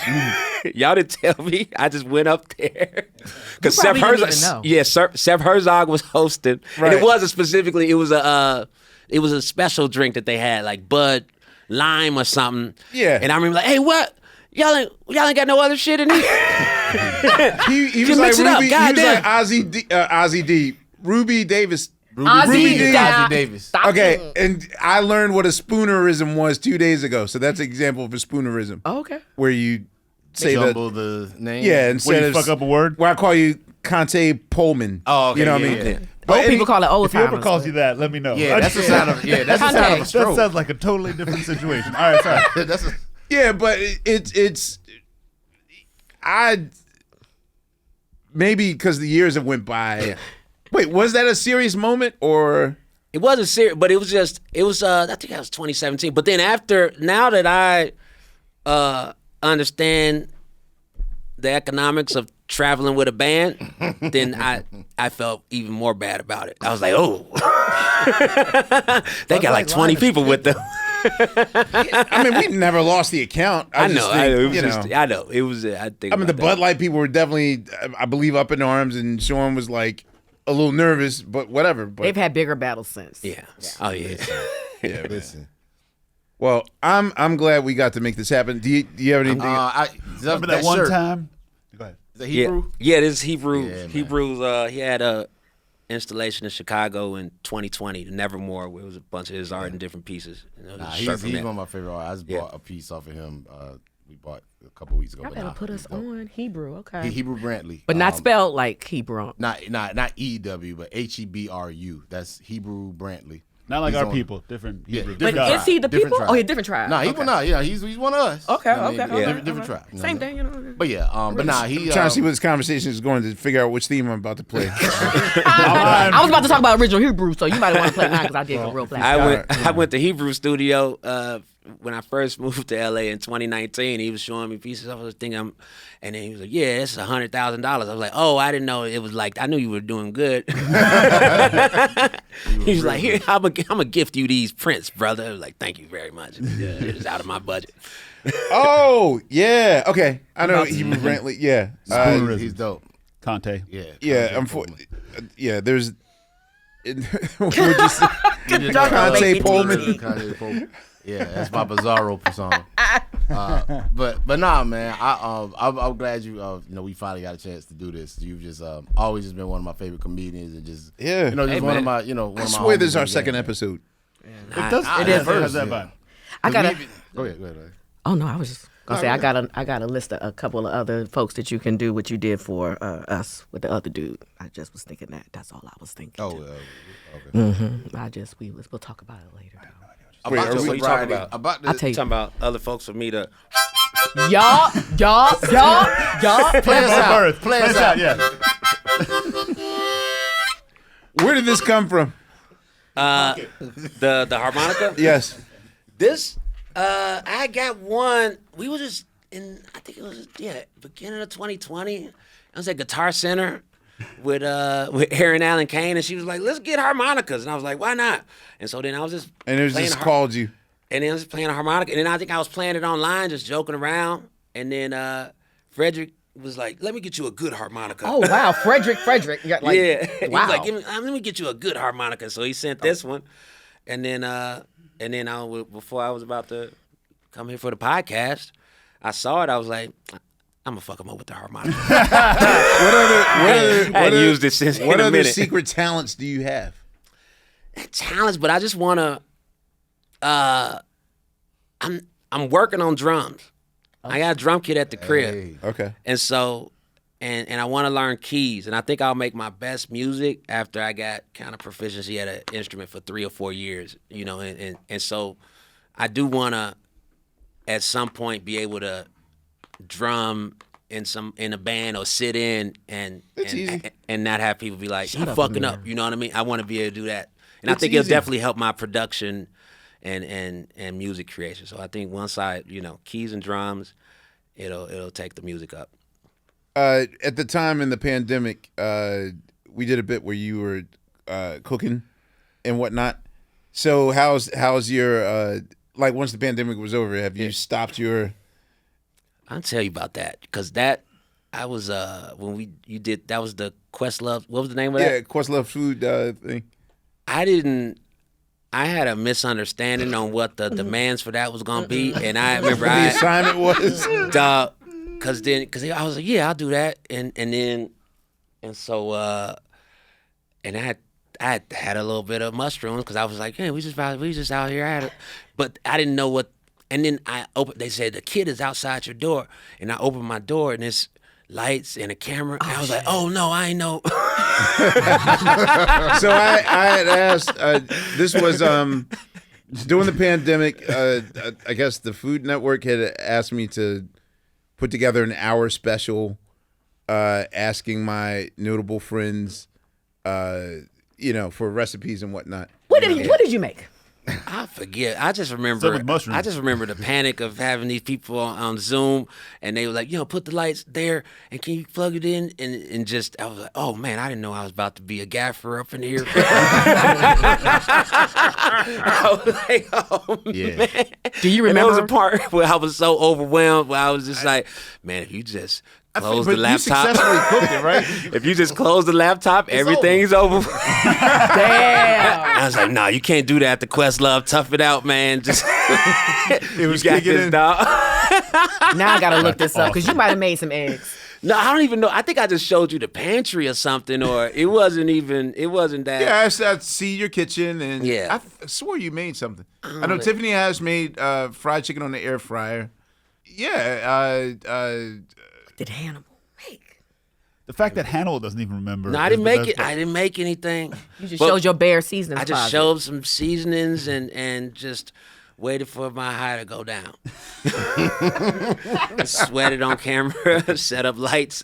I remember setting up lights more than anything. Yeah, rigged. All right, so gaffing is your secret talent. Do you have? You say you're not sober. Has it? What? I know you stopped drinking for a minute. Yeah. Do you have like other drugs that you just prefer and more so now, like mushrooms more so than I like, alcohol or weed I like or whatever? shrooms. I'm noticing I don't really. I think on the road now, I think with the drinking, I think it's adjusting. I got sober in a certain time, and now I'm adjusting to a different level of stimuli and a different life, and so that's with doing music and another level of activity where the traveling and that part of it is what's sort of getting me. But when I'm here and I'm at home, I'm in the studio, I'm just seeing my daughter, so it doesn't pull me like that. But How old is she now? she two and some change. Two and some change. She got some. She got strong. She had strong musical opinions now. Oh Not wow! that one. She really want to hear Moana, one of the Moana songs. And if you play the wrong one, not that one, not that one. She used to vibe to my stuff, but now it's like, nah, not that one. I'll be playing her other stuff. You got to the age That of doesn't 7 change. to program your child to have good taste before she just Yeah, no, takes over the radio. we're gonna make it happen. We're gonna make it happen. But it's dope. Actually, okay, before I close, I kind of need advice. So this is like a community question for you people. And Hannibal, you can chime in. Yeah. Our crew behind the cameras can chime in as well. I need a creative idea for Halloween, and I don't know what to be what to be? or what to For your Oh, you mean for your like the costume or for your costume? party? Costume. Costume. I'm literally running out of Heidi's ideas. party? Yeah. Go as Heidi. Heidi Klum. Yeah. Yeah. She went it. Wasn't she No, like he can't do that. Wasn't she like a worm or something? I don't know if that was wise. Wow. Thank you, Steve. I appreciate I'm that. very wise today. Go as Ty Tribbett and just be really energetic everywhere. Oh shit. You could Yo, go. Thaddeus was my bass player on this LL run, and many Tribbets. I also blame Thaddeus for like Thaddeus and the Roots. Shout out, we had a COVID situation with Mark, so Thaddeus had to replace Mark on the LL tour, and he made us a 30-year-old group again. Like, all that dancing, all that energy. And you saw the last night. So Thaddeus actually broke his leg. Wow. Thaddeus broke his leg in Atlanta. Shit. So he was not supposed to be on his leg or dancing or whatever. So he pretty much I don't even know if the audience knows that he was hopping on one foot the entire Good foot. time. Wow. The entire show. Yeah, those tributes are a special You kind could of. be. How about Black Doc from Back to the Future? Yeah, that's not as fun. That's just a coat, lab coat, and a. Well, this hair? rate, I'm just All trying right, to do bad idea. anything that's short of Charlie Brown just putting a bunch of holes in the sheet and saying you I could got to be- rock. You could be Denzel's character in. Oh, Denzel is me? Yeah. Like, I mean, that could be really kind of meta. Whatever. I don't know. You could do Frederick Douglass. I was That's just, a down. I mean, fun Frederick Douglass. Coach Prime. But like, if you do Probably Frederick Douglass, that could be funny. If you do Frederick Douglass, you got to go all the way. You got to show up to the party with a white woman. Oh, that's a commit harsh to the bit. reality that I wasn't ready to face today. Yeah, you got to Right. fully commit. You got to go all the way in. Oh. So maybe not the But Frederick he was Douglass. He was. I like I'm trying to think. Dang, that's a great question. I'm The trying to think. Lion. The Wiz is making a comeback. Let me see. I got I'm on me no line. Cause I'm on me no line. Yeah, I might phone it in this year, man. Like, I don't have What is any she ideas. gonna do? That's man shit. How she don't run out of ideas? Nah, she's whatever she's doing. I know she's preparing the last week of September. So My favorite costume I saw y'all do, and this was years ago. It was a Root show, and y'all came out in the dead president's As- makeup. oh, that's right. They used to my do that. Y'all don't favorite dress up shit. no more. Like that Well, shit we was used to hard do as fuck. Halloween shows. Yeah, but no. you know, Oh, that's, we gotta think on that. Submit, y'all. Hit up us up on that. yeah. I need ideas. Y'all Is ain't the- got none. Y'all ain't. Eddie Eddie from, Gordo? Wow, Eddie Gordo, son. cut. from Tech Wow, from Tech. game. He's a capoeira guy. in. Oh, the guy. He's going to fight. Yeah, him. Yeah, it look like he. be that guy. The dude that look like he dancing the Afrobeat. They like- Oh, with the afro, the video game. Nah. Well, yeah, Eddie Gordo. He have the dreads. Oh, okay. I'm thinking could about, go but it's as I'm another thinking about Mortal character in the Kombat. same movement. Eddie basically. Gordo. How about Conte Foreman? All right, on behalf of Conte Foreman, Meave Sandell, Who gets the last word? Unpaid Bill, Come pay. Good luck. Done. and Syed Hey, out, Lane Claire. Lake Claire, all right. All right. and Hannibal Buress. Yes. This is Les Cove, and thank you for listening to our very long is this a 3-hour? Man, listen. No, it was two half. That's not bad. Okay, I love these quality shows when we get together and talk. So Nah, and this was a long time in the coming too. So Yeah. nah, thank you for coming through. Bro. For sure. It's good Thank to see y'all, you. man. All right. Thank y'all for. Well, Next we'll time we see. do it live from your venue. All right. Facts. For sure. Ooh, Yeah. Wow, come on, That'd be man. hard. Come We'll be at on. Knitting Factory. Yeah. Come on. Is that what it's gonna be called? QLS at the Knitting Factory. No, what's it Okay. gonna be called, Cam? Or have you? Wait, you're not calling it the Knitting Factory? No, that's no. I gotta create a new. I got a working title, Isola Sessions, but I'm still brainstorming. The Fitting Nectary. And that's a wrap. Faded out. Jake and Brittany, thank you very much. And we'll see you on the next go round. All right, that's good.